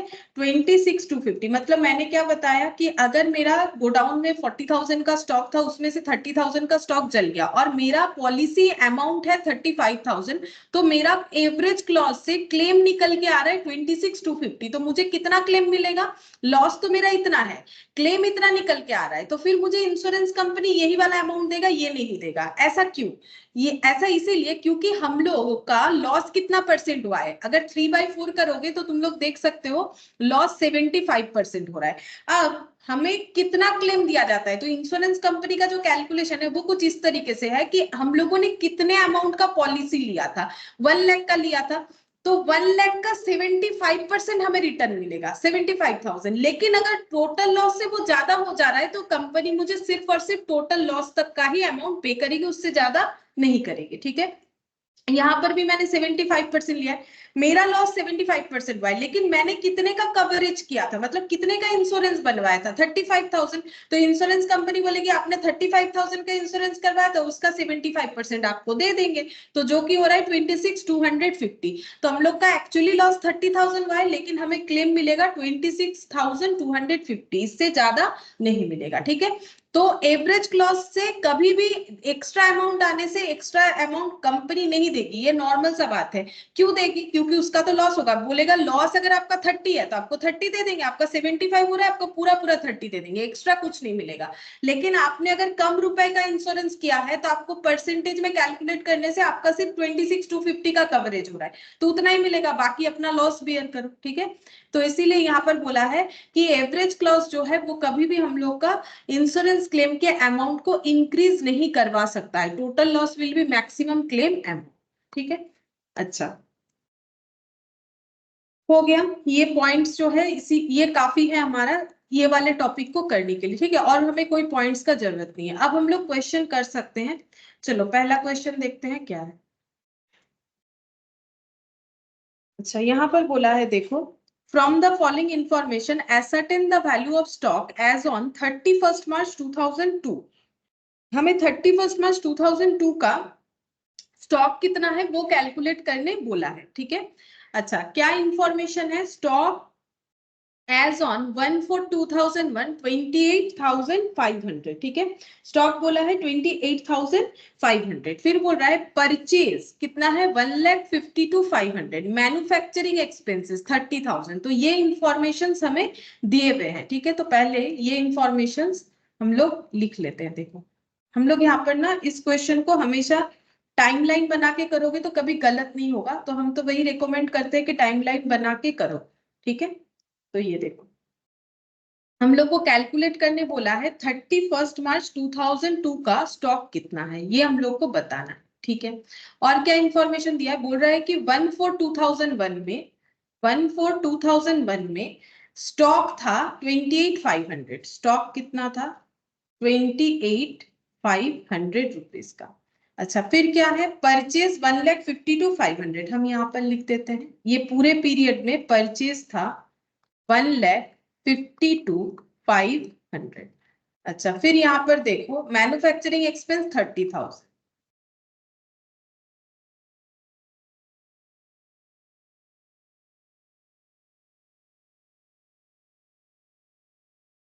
मैन्युफैक्चरिंग एक्सपेंस 30,000, ठीक है। फिर नीचे देखते हैं, ये इसको इग्नोर करो, इसके साथ कोई अभी लिंक नहीं। फिर यहाँ पर क्या बोला है? Selling expense 12,100। तो यहाँ पर लिखते हैं सेलिंग एक्सपेंस 12,100। अच्छा, फिर बोला है एडमिनिस्ट्रेशन एक्सपेंस 6,000। एडमिनिस्ट्रेशन का खर्चा 6,000। अच्छा, फिर बोल रहा है फाइनेंशियल एक्सपेंस 4,300। Financial expense 4,300। अच्छा, फिर बोला है सेल्स 2,49,000। तो यहाँ पर लिख लेते हैं सेल्स 2,49,000। इसको ऊपर लिखते हैं इस डेटा को, यहाँ पर परचेस के बगल में सेल्स 2,49,000, ठीक है। ये हमें पूरे क्वेश्चन में डेटा गिवन है। अच्छा, फिर क्या बोला है? देखो at the time of valuing stock on 31 मार्च 2001। बोल रहा है कि 31 मार्च 2001 जब स्टॉक का वैल्यू हो रहा था, मतलब कब? मतलब इस डेट में, ठीक है। ये 31 मार्च 2001 है। 1 अप्रैल 2001 का मतलब ही हो जाएगा 31 मार्च 2001। जब 31 ऑफ मार्च 2001 को क्लोजिंग स्टॉक का वैल्यूएशन हो रहा था, a sum of 3,500 was written off on a particular item which was originally purchased for 10,000, and was sold during the year for 9,000। क्या बोल रहा है? देखो बोल रहा है कि जिस दिन 31 मार्च को हम लोगों ने स्टॉक का वैल्यूएशन किया था, उस दिन हम लोगों ने एक स्टॉक जिसका ओरिजिनल परचेस प्राइस था 10,000, उसका वैल्यू हम लोगों ने 3,500 से कम कर दिया, ठीक है। फिर उसको ड्यूरिंग द ईयर मतलब उसी साल में सेल कर दिया है 9,000 से, ठीक है। तो देखो क्या पॉइंट बोला है? बोल रहा है यहाँ पर जब स्टॉक का वैल्यूएशन हो रहा था इस डेट में, तो क्या इंसिडेंट हुआ? एक स्टॉक है, ठीक है, जिसका ओरिजिनल कॉस्ट है 10,000, ठीक है, और जिसको हम लोगों ने राइट ऑफ कर दिया है कितने से? 3,500 से। अब ऐसा क्यों होता है? राइट ऑफ कोई क्यों कर देता है? यानी कि वो पोर सेलिंग लाइन आइटम है, यानी डिफेक्टिव आइटम है। मतलब मुझे पता है कि मेरा ये स्टॉक मैंने 10,000 से परचेज किया है, लेकिन इसका हालत ऐसा है कि अगर हम इसमें प्रॉफिट लगा के बेचेंगे तो बेच पाएंगे ही नहीं। ऊपर से अगर 10 मतलब कॉस्ट में भी बेचना चाहिए कि चलो भाई प्रॉफिट नहीं करना है, कम से कम मेरा कॉस्ट तो निकल जाए, तो भी बोल रहा है कि ये नहीं बिकेगा, इसका वैल्यू और भी कम करना पड़ेगा। तो इसके वैल्यू को इन्होंने कितने से कम कर दिया है? 3,500 से, ठीक है। ये वैल्यू को इन्होंने 3,500 से कम कर दिया है।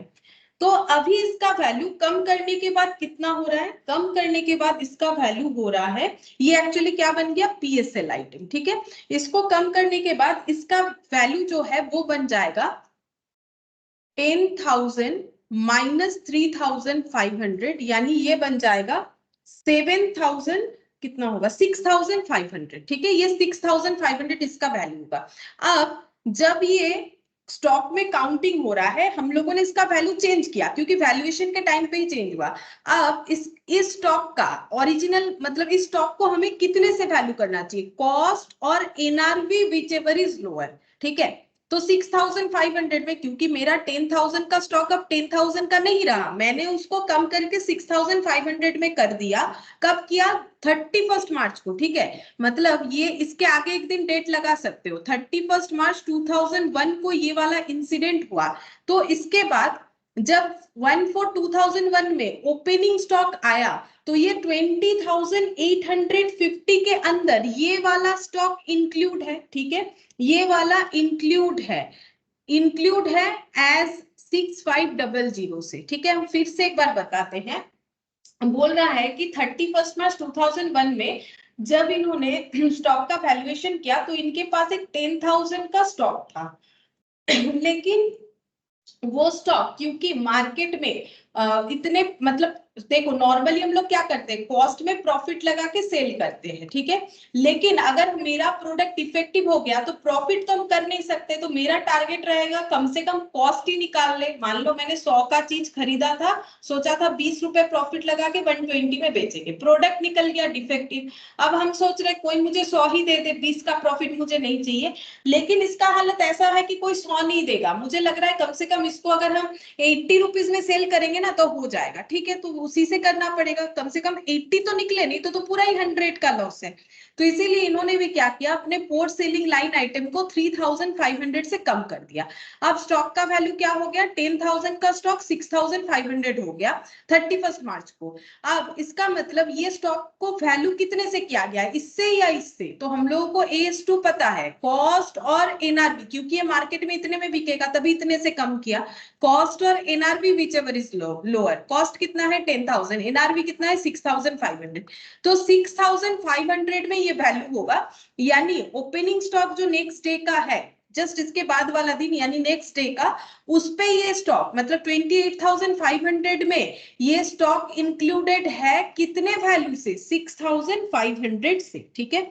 अब यही 6,500 वाले स्टॉक को बेच दिया गया है ड्यूरिंग द ईयर 9,000 में, ये देखो ड्यूरिंग द ईयर 9,000 में, मतलब ये जो 2,49,000 है, इस सेल में हम लोगों का PSL सेल भी है, PSL port selling line sale भी है, कितने का 9,000 का। तो ये स्टॉक हम लोगों ने 9,000 में सेल किया है, तो इस सेल के अंदर ये वाला सेल भी इंक्लूडेड है।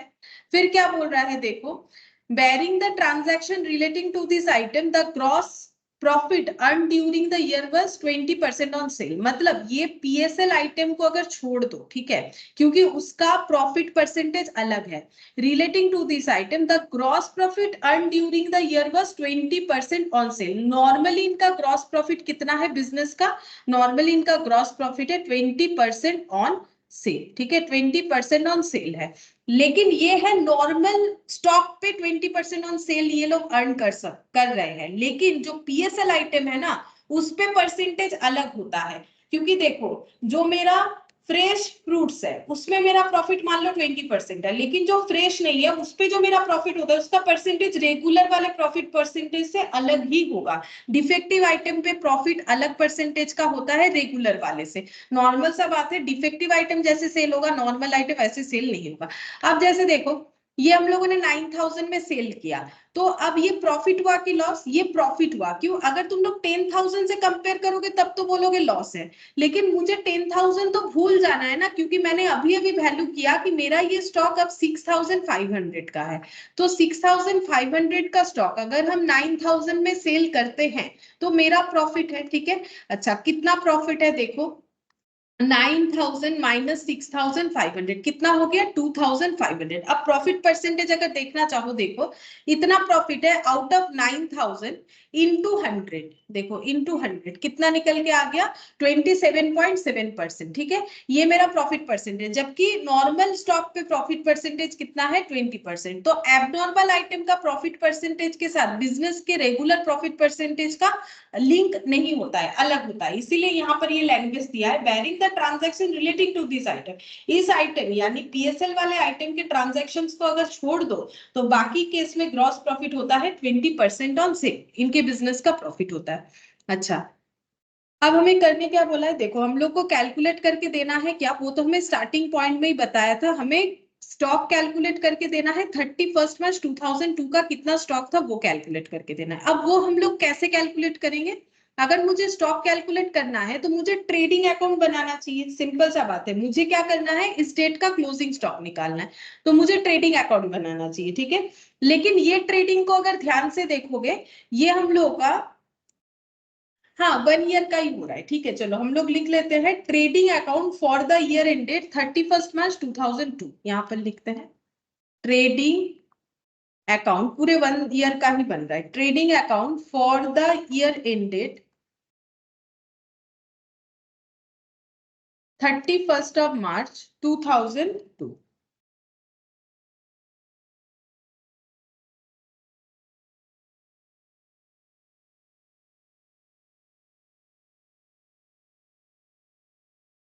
अच्छा देखो, सबसे पहले क्या लिखेंगे, ट्रेडिंग में जैसे लिखते हैं, पहले ओपनिंग स्टॉक लिखेंगे, टू ओपनिंग स्टॉक कितना है 28,500, ठीक है। अब देखो मैंने एक पॉइंट लिखवाया था, क्या लिखवाया था, ये देखो बोल रहा है ट्रेडिंग अकाउंट जब भी प्रिपेयर होगा एक्सक्लूसिव ऑफ एबनॉर्मल स्टॉक और पुअर सेलिंग लाइन आइटम, अगर पीएसएल आइटम इंक्लूडेड है तो हम लोग उसे एक्सक्लूड करके ही करेंगे। अब ये 28,500 में पीएसएल इंक्लूड है कितने का, 6,500 का, तो हमें उसे लेस कर देना पड़ेगा, तो लेस कर देंगे पीएसएल आइटम 6,500 से, ठीक है। तो ओपनिंग स्टॉक हम लोग का जो आएगा विदाउट पीएसएल आइटम 22,000, ठीक है। अच्छा, फिर नेक्स्ट देखो परचेज, तो परचेज लिखते हैं टू परचेज, परचेज है 1,52,500, तो यहाँ लिख लेते हैं 1,52,500। परचेज में तो कुछ ना तो ऐड करना है ना तो लेस करना है।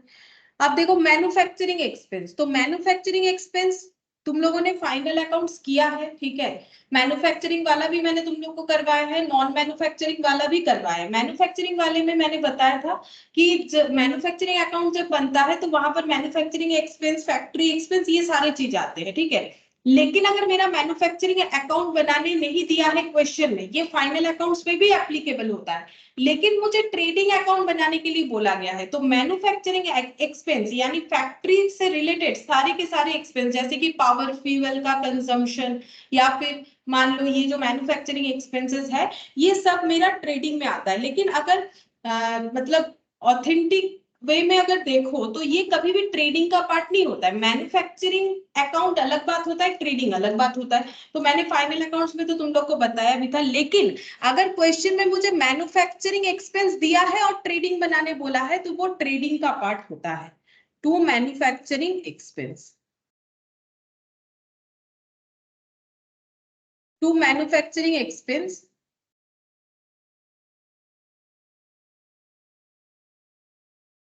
30,000, ठीक है। अच्छा, अब देखो यहाँ पर जो भी पॉइंट मैंने लिखा है like selling expense, administration, financial, ये सभी जो है पीएल के आइटम है, ठीक है। मतलब ट्रेडिंग का नहीं, ये सभी का, ये जितना भी पॉइंट दिया हुआ है ये रिलेटेड टू क्या है, पीएल। लेकिन मुझे तो पीएल बनाना नहीं है, मुझे ट्रेडिंग बनाना है, तो ये मुझे कंफ्यूज करने के लिए क्वेश्चन में दिया है। इसका यहाँ पर कोई यूटिलाइजेशन नहीं है, ठीक है, ये जस्ट कंफ्यूज करने के लिए दिया है। अब नेक्स्ट मुझे क्या लिखना पड़ेगा, सेल्स, तो यहां पर लिखते हैं बाई साइड में सेल्स, सेल्स है 2,49,000, ठीक है, 2,49,000। क्या इसमें कोई पीएसएल सेल इंक्लूड है, हाँ है 9,000 का। और मैंने अभी तुम लोग को नोट्स दिखाया कि मैंने लिखवाया है कि जब भी ट्रेडिंग बनेगा पीएसएल एक्सक्लूड करके बनेगा, चाहे वो कहीं पर भी इंक्लूड हो। तो सेल में अगर पीएसएल इंक्लूड है तो पीएसएल को करेंगे एक्सक्लूड, तो यहाँ पर 2,40,000 का वैल्यू दिखेगा, ठीक है। अच्छा, अब क्लोजिंग स्टॉक निकालने के पहले हम लोग ग्रॉस प्रॉफिट निकाल लेते हैं। अब देखो मेरा जो नॉर्मल सेल है, मतलब जो पीएसएल आइटम नहीं है उसमें हम लोग कितना प्रॉफिट कमाते हैं 20% ऑन सेल, और ये सेल जो है पूरा नॉर्मल स्टॉक का है, क्योंकि देखो यहाँ पर तो मेरा एबनॉर्मल स्टॉक यानी पीएसएल और नॉर्मल दोनों सेल था, वहां से मैंने एबनॉर्मल सेल को हटा दिया यानी पीएसएल को, तो मेरे पास जो सेल का आंसर है नॉर्मल, और नॉर्मल सेल करके जीपी यानी ग्रॉस प्रॉफिट अर्न होता है इस ऑर्गेनाइजेशन का 20%, ठीक है। तो GP at the rate of 20% on 2,40,000। अब देखते हैं कितना होगा, तो 2,40,000 पे हो जाएगा ये मेरा 2,40,000 पे 20%, 48,000, ठीक है, ये आंसर आ रहा है 48,000।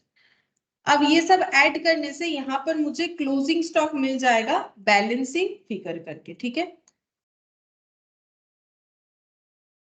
तो 48 प्लस हो गया 152 500 और मतलब 538 1,80,500 1,80,500 प्लस 22,000 2,52,500 इधर आ जाएगा 2,52,500 माइनस 2,40,000 यानी कि 12,500, ये मेरा आ गया क्लोजिंग स्टॉक। अच्छा, अब ये क्लोजिंग स्टॉक जो है ना पूरा का पूरा नॉर्मल क्लोजिंग स्टॉक है, ठीक है। ये कैसे पता चला, देखो मेरे पास मैंने यहाँ पर ओपनिंग स्टॉक से पीएसएल हटा दिया, तो ये मेरा ओपनिंग स्टॉक कैसा है नॉर्मल, मतलब इसमें कोई भी एबनॉर्मल आइटम नहीं है। परचेज में तो कुछ एबनॉर्मल आइटम था नहीं, तो ये भी नॉर्मल।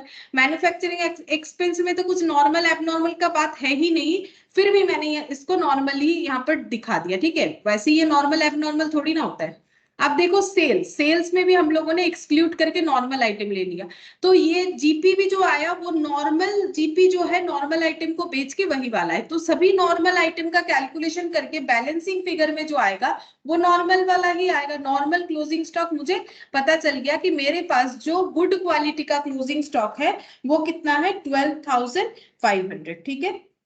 तो हम लोग को यही पूछा था कि क्लोजिंग स्टॉक कितना है बताओ 31 मार्च को, तो 31 मार्च को क्लोजिंग स्टॉक है 12,500, और कोई भी एबनॉर्मल क्लोजिंग स्टॉक हमारे पास नहीं है। क्यों? क्योंकि जितना भी एबनॉर्मल आइटम था वो पूरा का पूरा सेल हो गया, तो फिर क्लोजिंग स्टॉक में रहने का तो कोई सवाल ही नहीं है, ठीक है। तो इसका आंसर तुम लोग को लास्ट में ऐसा लिखना पड़ेगा, therefore value of stock as on 31st March 2002 is only normal stock that is rupees 12,500, ठीक है। 12,500 का नॉर्मल स्टॉक हम लोगों का क्लोजिंग स्टॉक बच रहा है, ठीक है। यहाँ हमें कुछ क्लेम कैलकुलेट करने नहीं बोला है, सिंपल एक क्वेश्चन दिया था और नॉर्मल स्टॉक कैलकुलेट करने के लिए बोला था, ठीक है। अब देखो नेक्स्ट इलस्ट्रेशन 2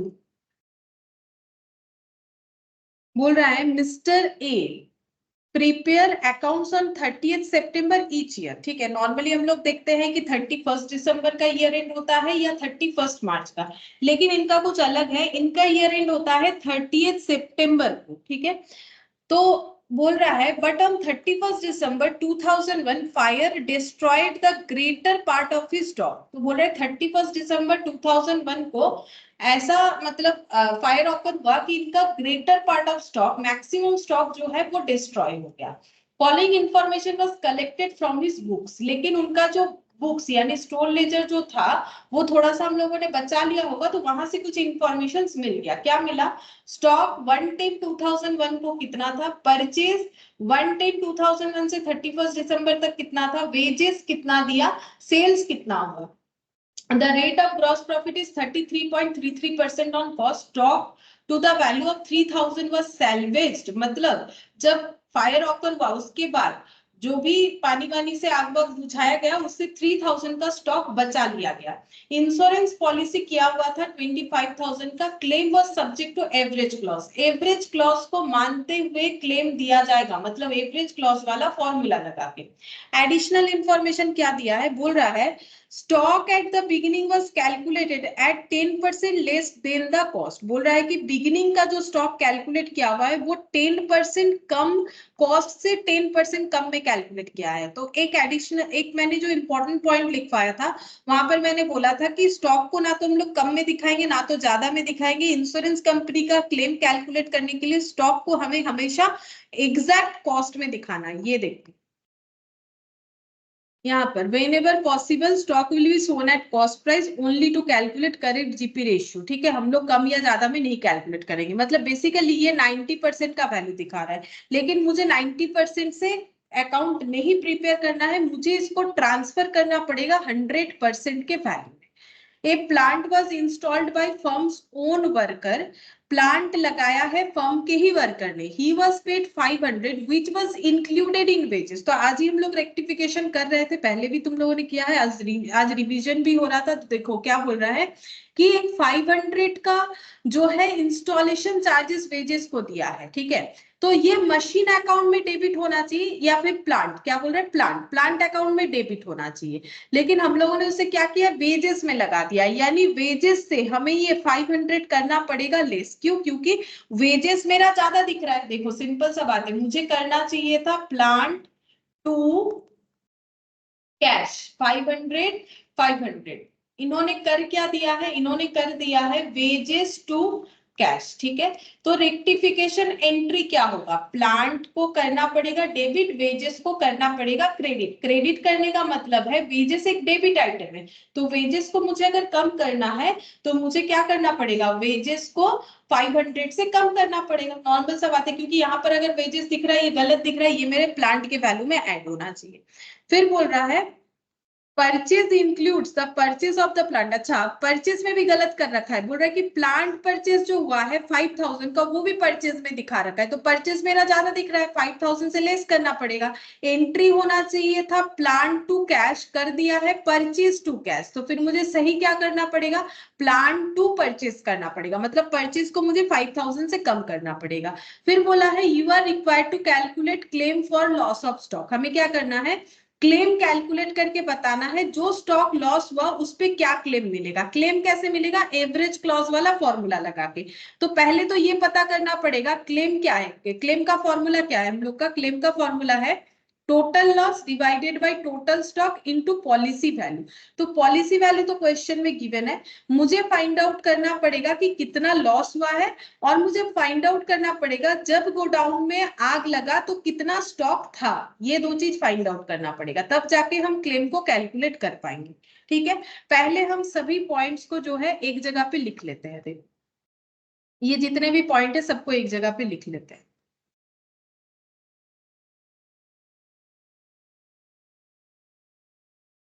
इलास्ट्रेशन 2,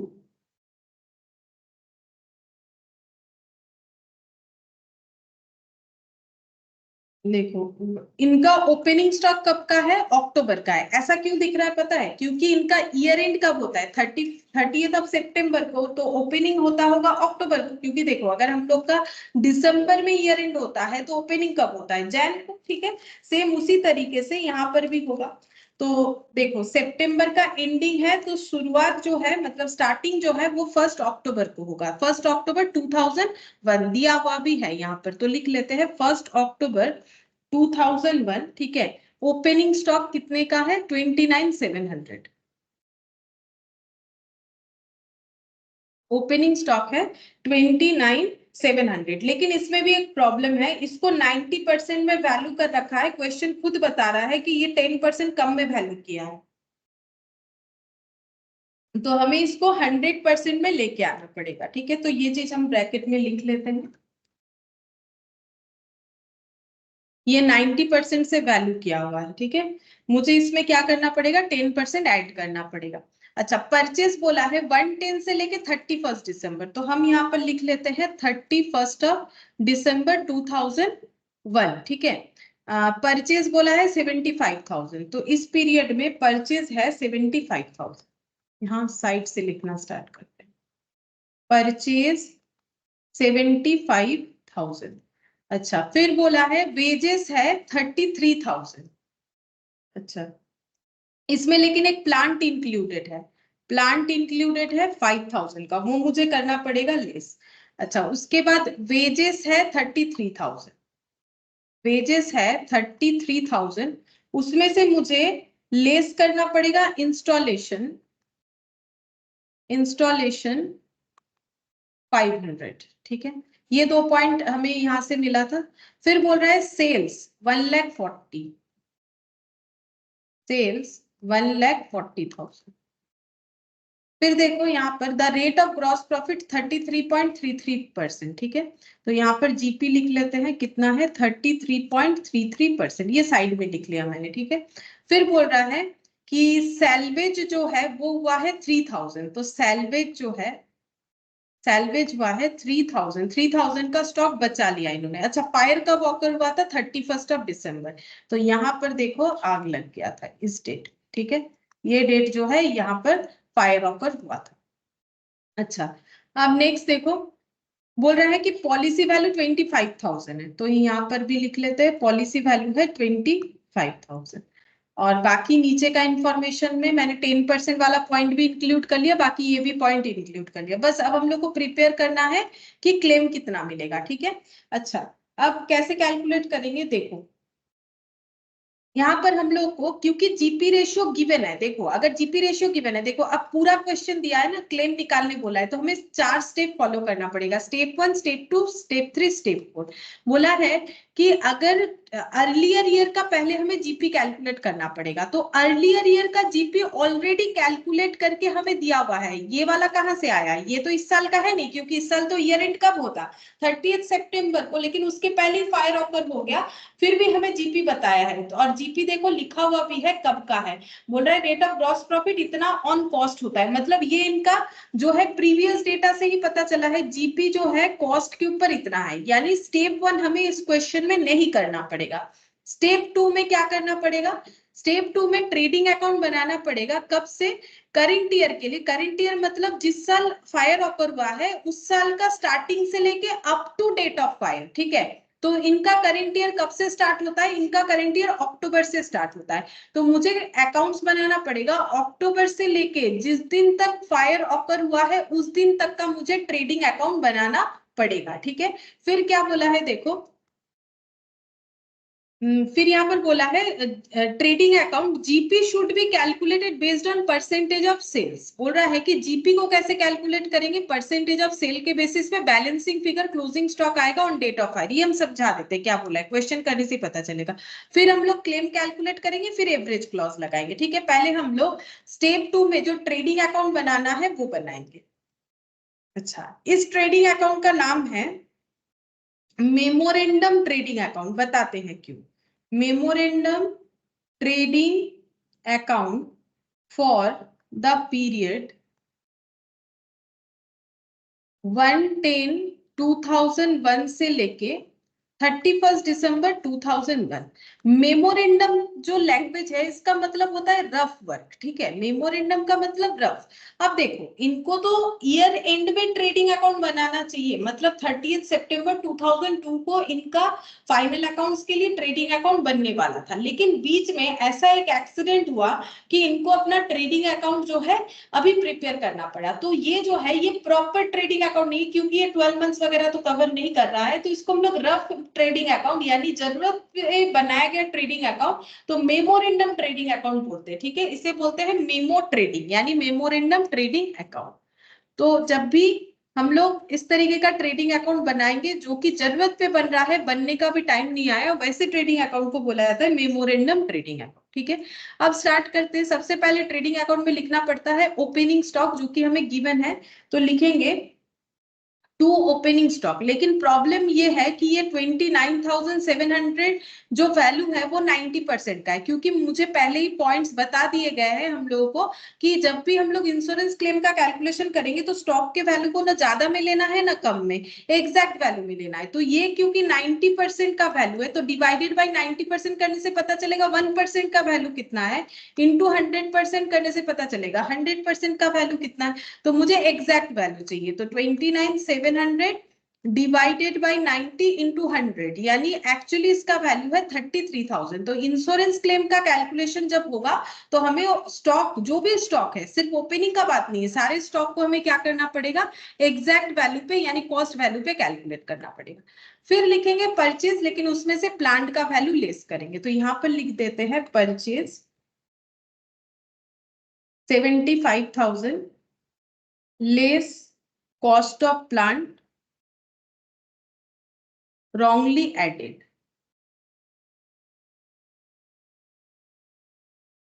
5,000 70,000। अच्छा, फिर देखो वेजेस, वेजेस को भी ठीक करना पड़ेगा, इसमें भी गलती से गलत अमाउंट एडेड है, ठीक है। तो यहां पर लिखेंगे to wages 33,000 less wages for plant wrongly added 500। तो इसका आंसर आ रहा है 32,500, ठीक है। तो देखो हम लोगों ने परचेज लिख लिया, प्लान वेजेस लिख लिया, ओपनिंग स्टॉक लिख लिया। अब लिखेंगे सेल्स 1,40,000। इसमें हमें कुछ एडलेस नहीं करना, ये एग्जैक्ट ठीक है जो भी दिया हुआ है, 1,40,000, ठीक है। अब इसके बाद हम लोग यहाँ पे लिखेंगे जीपी। जीपी कितना होगा, जीपी बोला है कॉस्ट पे 33 एंड 1/3%। इस बात का ध्यान रखो, ये सेल्स पे नहीं बोला है कि डायरेक्टली तुम लोग इस पे लगा दोगे। नॉर्मली जीपी अगर हमें कुछ ना बताया जाए कि ऑन कॉस्ट है कि ऑन सेल है, तो हमेशा मानो ऑन सेल है, ठीक है। जीपी अगर मुझे कुछ ना बताए कि जीपी क्या है, जैसे यहाँ दिया था जीपी का परसेंटेज 20% ऑन सेल बोल दिया है तो बहुत अच्छा बात है, यहाँ कॉस्ट बोला है तो क्लियर है बात, ठीक है, यहाँ कोई कंफ्यूजन वाला बात नहीं है। लेकिन अगर मुझे कुछ ना बताए तो एजम्पशन क्या होगा, जीपी जो है ऑन सेल पे ही होता है।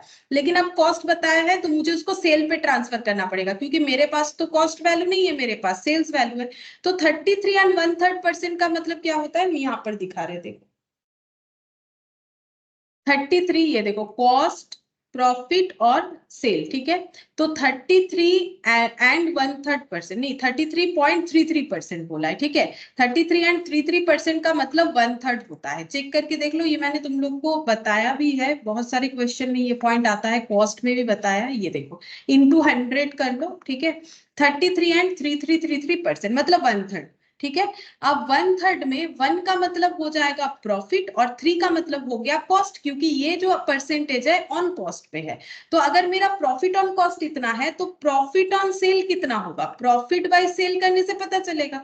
प्रॉफिट 1 रुपीज, सेल वैल्यू कितना होगा, अगर 3 रुपीज का कॉस्ट इनकर्ड करके हम लोग 1 रुपीज प्रॉफिट अर्न कर रहे हैं, मतलब मैंने एक स्टॉक लिया जिसको मैंने 3 रुपीज में खरीदा, वही मेरा कॉस्ट है, और उसको बेच के मैंने 1 रुपीज का प्रॉफिट कमाया, तो उसे मैंने 4 रुपए में बेचा होगा। मेरे पास एक स्टॉक है जिसको मैंने 3 रुपीज से परचेज किया, 1 रुपीज प्रॉफिट में सेल किया, यानी मेरा सेलिंग प्राइस 3 + 1 4 रुपीज होगा, तो प्रॉफिट ऑन कॉस्ट हो गया 1/4, ठीक है। अब देखो मैंने इसका बेस चेंज कर लिया, प्रॉफिट ऑन सेल मैंने निकाल लिया 1/4, 1/4 अब हम लोग इस पे लगा सकते हैं 1,40,000।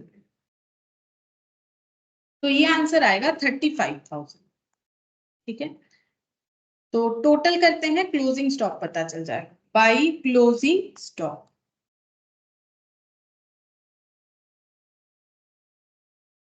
33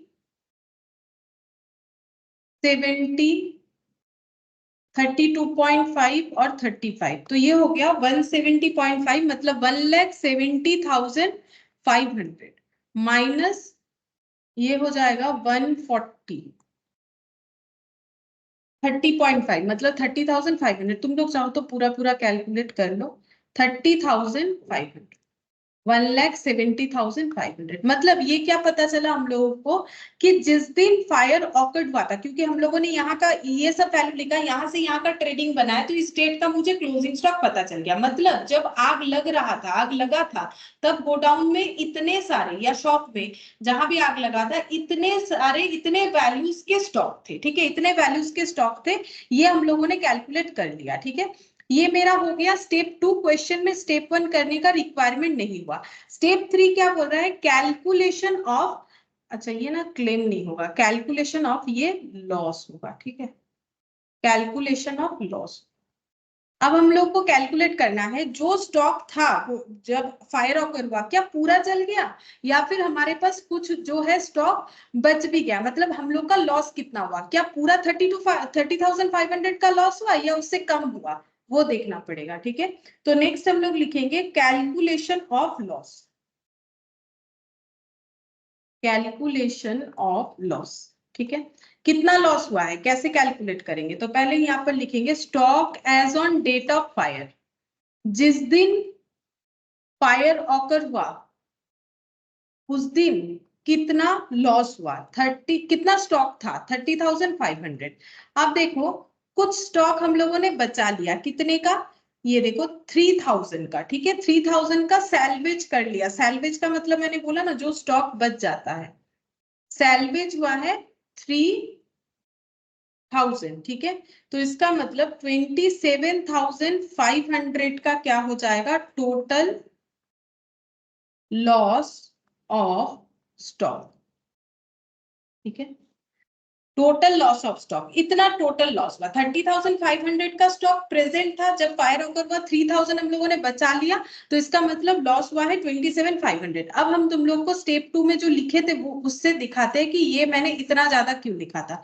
देखो मैंने यहाँ पर लिखा कि stock as on date of fire, वहां भी लिखा, लेकिन यहाँ नॉर्मल एबनॉर्मल दोनों लिया है, क्यों, क्योंकि अगर मेरे क्वेश्चन में नॉर्मल एबनॉर्मल स्टॉक दोनों अवेलेबल है, नॉर्मल और एबनॉर्मल का कंसेप्ट, और मेरे पास दोनों टाइप का स्टॉक जो है वो गोडाउन में प्रेजेंट होता है जब फायर ऑकर हुआ, तो मुझे दोनों स्टॉक को अलग अलग कैलकुलेट करके दिखाना पड़ेगा, क्योंकि मैंने जो प्रोसेस एडॉप्ट किया है क्वेश्चन को करवाने के लिए कि जब भी हम लोग ट्रेडिंग बनाएंगे तो एबनॉर्मल स्टॉक को आउट करके बनाएंगे, ठीक है।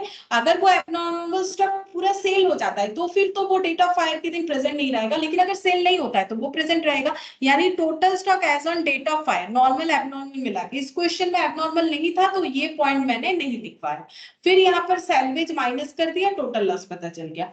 अब ये क्या है, फायर फाइटिंग एक्सपेंस का मतलब होता है कि आग बुझाने के लिए जो भी खर्चा होता है वो कौन करेगा, ऑब्वियसली वो बिजनेस का ओनर यानी बिजनेस जिसका है वही करेगा जिसके गोडाउन में आग लगा है। तो इसका जो खर्चा होता है, मान लो कि यहाँ पर जैसे अभी मैंने जो क्वेश्चन करवाया वहां पर मेरा टोटल लॉस आया 27,500, ठीक है।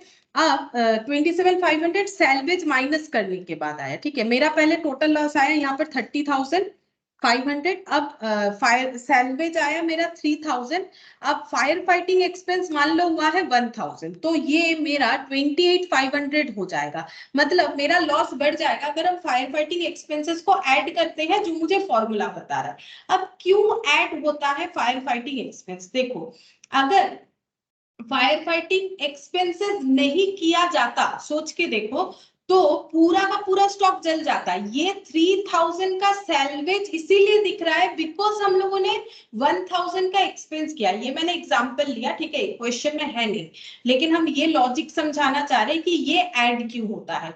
तो रीजन ये है कि अगर जिसके गोडाउन में आग लगा अगर वो आग को बुझाने का कोशिश नहीं करेगा, खर्चा नहीं करेगा उसको बुझाने के लिए, तो क्या होगा, इतना भी स्टॉक नहीं बचा पाएगा। तो अगर ये स्टॉक नहीं बचा पाता है और ये खर्चा नहीं किया जाता है तो टोटल लॉस फिर कितना आ जाएगा 30,500, पूरा का पूरा यही लॉस होगा। अगर कोई आग बुझाने का कोशिश नहीं करेगा तो ना तो ये खर्चा होगा ना तो ये सैल्वेज होगा, यानी लॉस कितना 28,500 की जगह 30,500 हो जाएगा।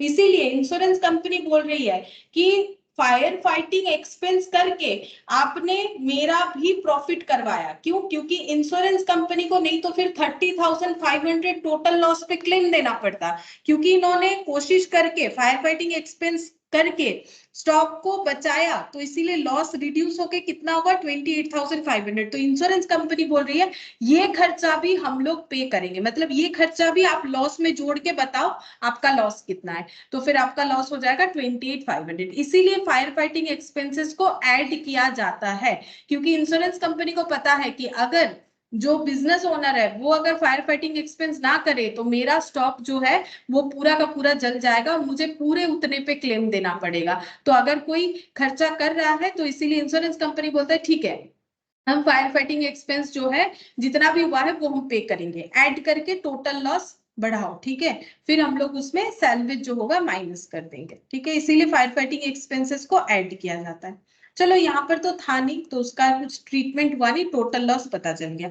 अब हम लोग कैलकुलेट करेंगे claim, calculation of claim. Claim कैसे कैलकुलेट होगा? एवरेज क्लॉज के थ्रू से। तो क्लेम इक्वल टू क्या होगा?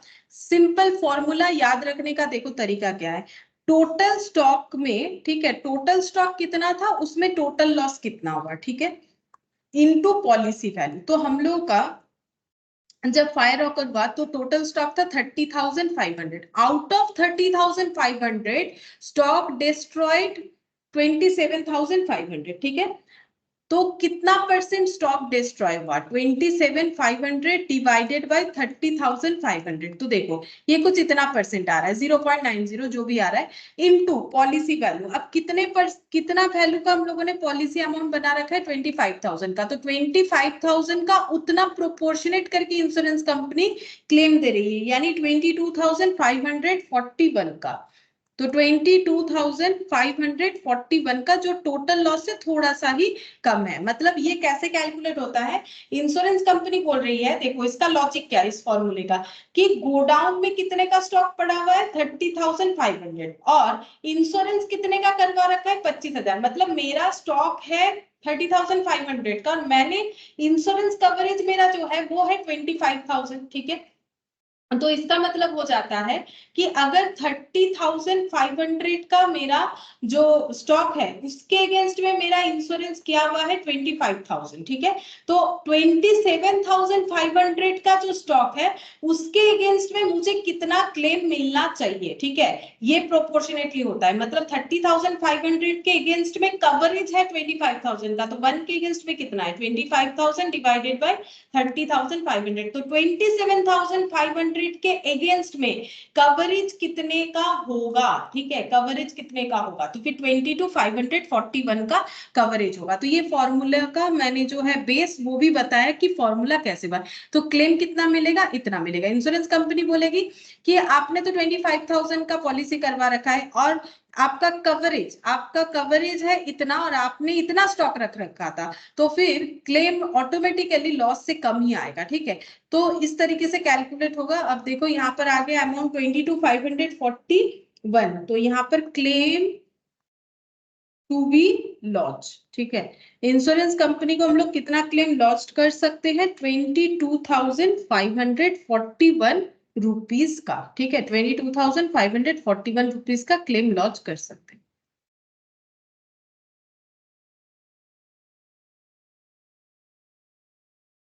अच्छा, नेक्स्ट देखो इलास्ट्रेशन 3 क्या बोल रहा है।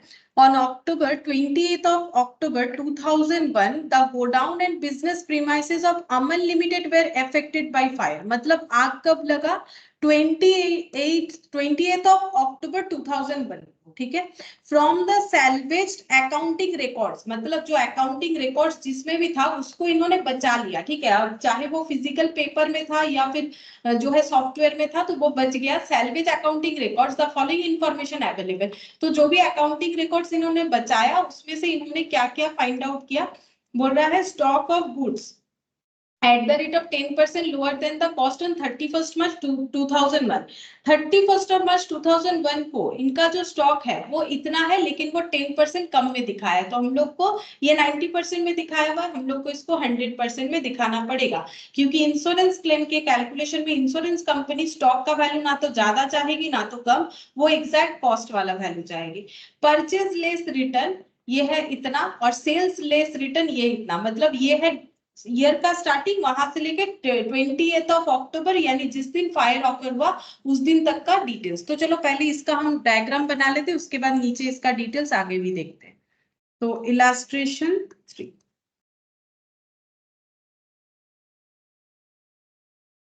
देखो, ईयर स्टार्टिंग होता है 1st of April 2001 को, 1st of April 31st March 2001 बोला है, ठीक है, 31st March 2001 लिख लेते हैं।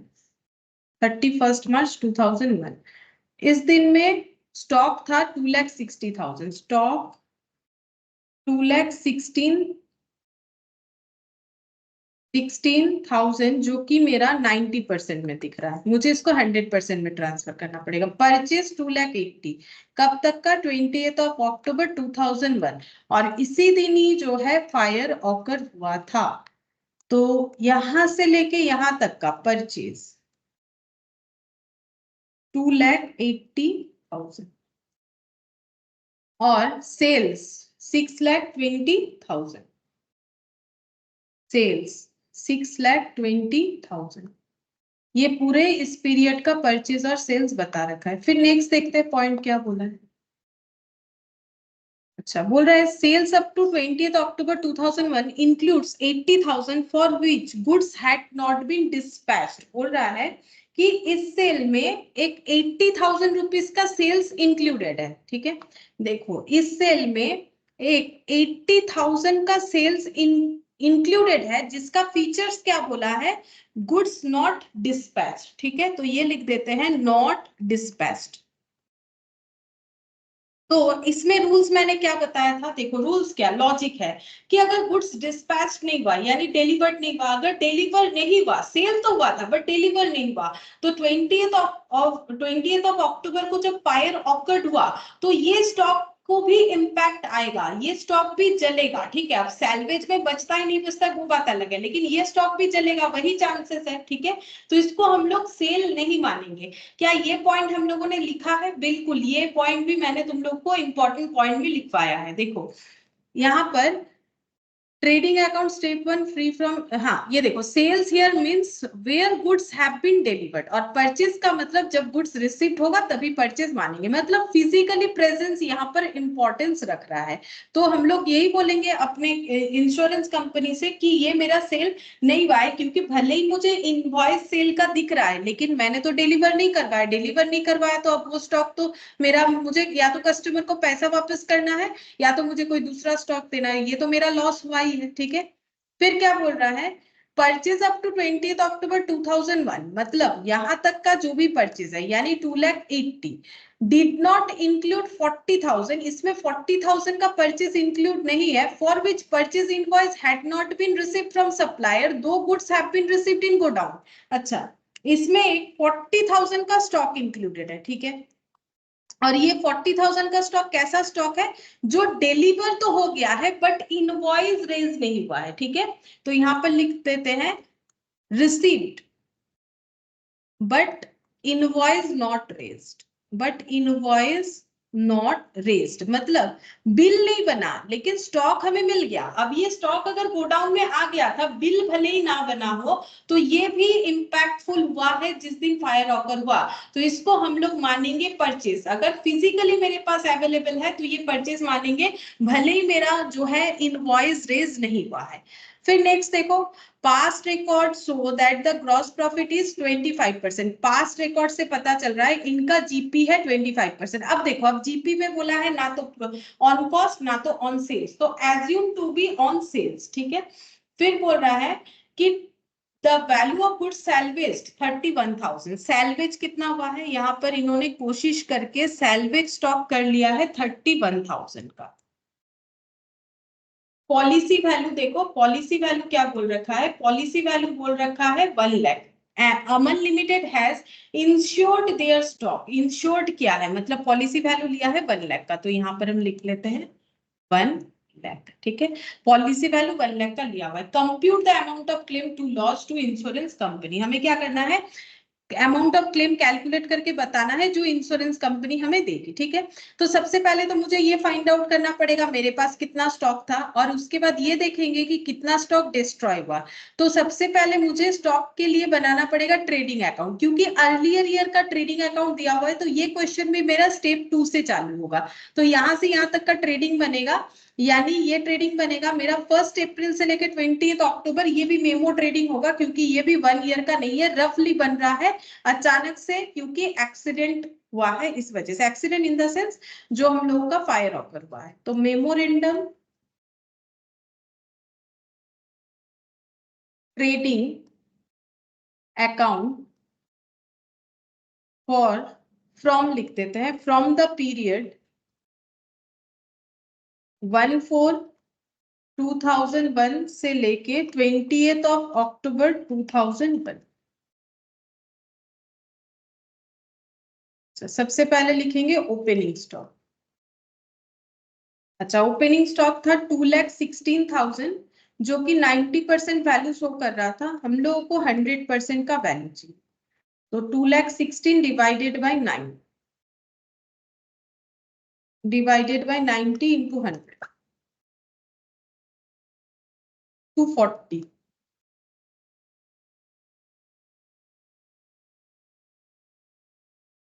अच्छा, फिर परचेज।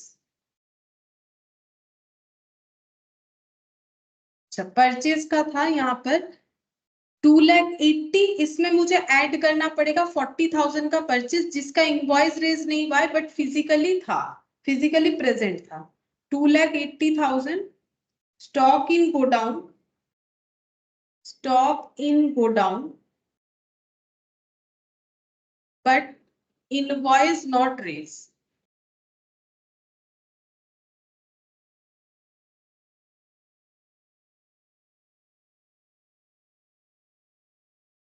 $3,20,000। अच्छा, by sales 6,20,000, goods not dispatched.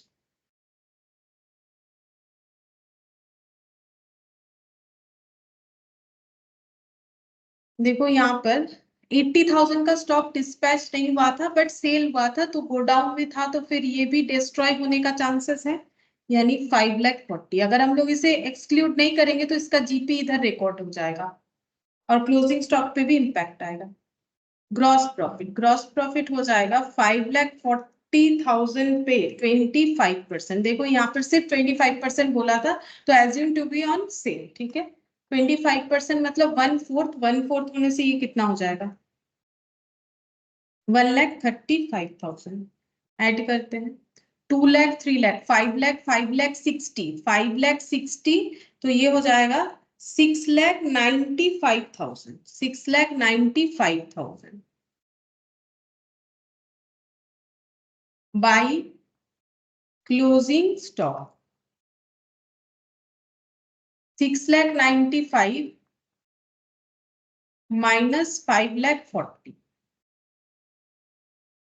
1,55,000, 1,55,000। मतलब जिस दिन फायर ऑकर हुआ उस दिन गोडाउन में 1,55,000 का स्टॉक अवेलेबल था, ठीक है। अच्छा, अब हम लोग कैलकुलेट करेंगे कैलकुलेशन ऑफ लॉस। क्या पूरा ही स्टॉक लॉस हुआ या कम हुआ, देखते हैं। Calculation of loss, total loss, ठीक है। कैसे कैलकुलेट करेंगे, लिखना पड़ेगा stock as on date of fire 1,55,000, less करेंगे सैल्वेज, सैल्वेज है 31,000, ये देखो सब लिखा हुआ था 31,000, माइनस करने से आ रहा है 1,24,000, ठीक है। ये हो गया टोटल लॉस। अब निकालना है क्लेम, कैलकुलेशन ऑफ क्लेम।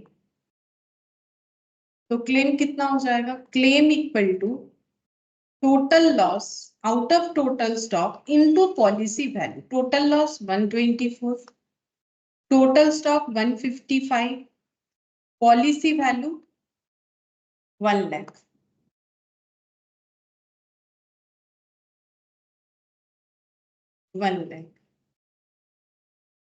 तो देखते हैं कितना होता है।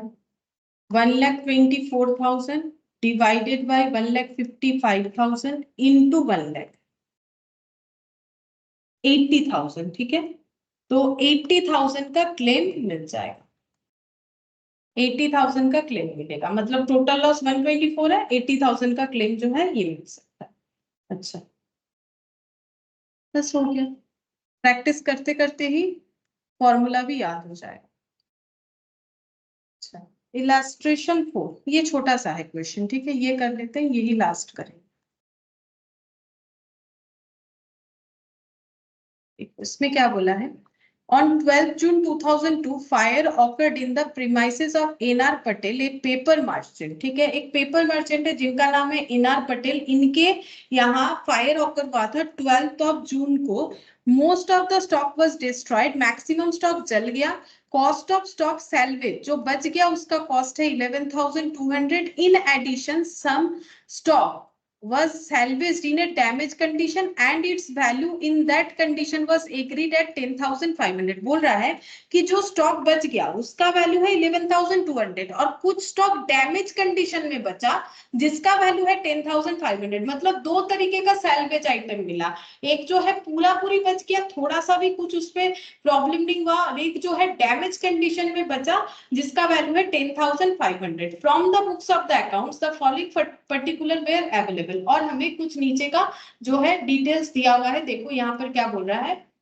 His stock at close of accounts on December 31st, 2001 was valued at 83,500। कब का, दिसंबर 2001 का। और फायर ऑकर कब हुआ है, 12 जून 2001। मतलब ये वाला कैसे बनेगा, इसका ड्रॉ ये दे, दिसंबर 2001 यहाँ पर स्टॉक कितना है, इस टाइम पे स्टॉक है 83,500, ऐसा क्वेश्चन में हमें बता रखा है। His purchase from 1/1/2002 से 12/6/2002, तो 12/6/2002 क्या है, 12/6/2002 वो डेट है जिस डेट पे हुआ है फायर ऑकर। जून का मतलब तो फिर 6 ही होगा ना, तो इसीलिए मैंने 12/6 लिखा, ठीक है। यहाँ फायर ऑकर हुआ है। अच्छा, अब इसके अलावा क्या बोला है क्वेश्चन में, यहाँ पर देखो बोल रहा है कि परचेज 1/1/2002 से, तो क्या यही वाला डेट मेरा 1/1/2002 है, हाँ जस्ट इसके बाद वाला डेट, ये दिसंबर है 31 दिसंबर, जस्ट उसके नेक्स्ट डे 1/1/2002 आ जाएगा। तो उस टाइम से लेके जब तक फायर ऑकर हुआ तब तक परचेज का वैल्यू 1,12,000 और सेल्स 1,54,000। तो परचेज हम लिख देते हैं 1,12,000 और सेल्स 1,54,000, ठीक है, मैंने एस लिख दिया, सेल्स 1,54,000। अच्छा, फिर बोल रहा है on the basis of his accounts for the past 3 years it appears that he earns on an average gross profit of 30% on sale. बोल रहा है कि पिछले 3 साल से देखा जा रहा है कि इनका जीपी कितना चल रहा है, इनका जीपी चल रहा है 30% ऑन सेल्स। मतलब हमें अर्लियर ईयर का जो है जीपी क्रिएट, मतलब ट्रेडिंग अकाउंट बनाने का जरूरत नहीं, यहाँ भी स्टेप 1 का जरूरत नहीं हुआ। अच्छा, अब नेक्स्ट क्या बोला है, इनका इंश्योरेंस कितने का था, 60,000। देखो पटेल हैज इंश्योर्ड 60,000, तो पॉलिसी वैल्यू कितना है, 60,000 का है, ठीक है। और इनके पास सैल्वेज आइटम 2 निकल के आया, एक तो था 11,200 जो कि फुल्ली अच्छे कंडीशन में है, और जो डैमेज सैल्वेज है वो है 10,500, 10,500, ठीक है, ये हो गया। अच्छा, अब हम लोग को कैलकुलेट करके क्या देना है, क्लेम कैलकुलेट करके देना है। तो पहले यहाँ पर कितना स्टॉक था वो निकालना पड़ेगा, तो लिखते हैं memorandum trading account, memorandum trading account for the period 1/1/2002 से लेके 12 जून 2002। अच्छा, यहां पर चाहो तो लिख सकते हो in the books of NR Patel. अच्छा, सबसे पहले to opening stock, opening stock है 83,500, टू परचेज 1,12,000, ये देखो अभी अभी लिखा 1,12,000, सेल्स 1,54,000। ये तो सीधा सीधा क्वेश्चन, इसमें कुछ चेंज भी नहीं करना है। टू ग्रॉस प्रॉफिट 30% बोला है, at the rate of 30% on sale, तो 30% का मतलब 1,54,000 का 30% होता है 46,200। ये देखो 46,200, ठीक है। अब यहाँ पर निकलेगा by closing stock balancing figure plus 1,12,000 plus 83,500, 2,41,700 minus 1,54,000। 87,700 का स्टॉक था जब फायर ऑकर हुआ। अब हम लोग को देखना है कि क्या पूरा स्टॉक लॉस हुआ है, नहीं पूरा तो नहीं हुआ है, सैल्वेज भी है। तो यहाँ पर लिखते हैं calculation of total, calculation of total loss. तो stock as on date of fire, date of fire 87,700 minus salvage 11,200, ये देखो, और minus damage salvage 14,500, damage salvage नहीं 14 नहीं 10,000 है, ठीक है 10,000 है, 10,500। तो ठीक है, डैमेज है तो क्या हुआ, क्योंकि हम लोग इंश्योरेंस कंपनी को तो वापस नहीं कर रहे हैं ना, तो सैल्वेज मेरा दोनों तरीके का सैल्वेज ही सैल्वेज है। 87,700 का स्टॉक था, उसमें से 11,200 का स्टॉक अच्छा था जो बचा लिया, और भी 10,500 का स्टॉक बचाया है, जो कि वैल्यू ही 10,500 पे इसीलिए किया हुआ है क्योंकि वो पूरा पूरा मतलब सैल्वेज नहीं है, डैमेज सैल्वेज है। तो ये हो गया टोटल लॉस। अब क्लेम कैलकुलेट करेंगे। Claim equal total loss out of total stock into policy value. तो टोटल लॉस कितना है 66,000। देखो अभी अभी कैलकुलेट किया। टोटल स्टॉक कितना था 87,700। टोटल स्टॉक था 87,700 और पॉलिसी वैल्यू कितना था, क्वेश्चन में दिख जाएगा 60,000। तो 66,000 डिवाइड 87,700 इनटू 60,000, 45,153.9 मतलब 45,154 अप्रोक्स। ठीक है, अप्रोक्स लिख दिया क्योंकि उसके बाद पॉइंट दिया हुआ है। तो क्लेम इतना होगा, ठीक है, क्लेम का अमाउंट हम लोग का इतना हो जाएगा 45,154। अच्छा,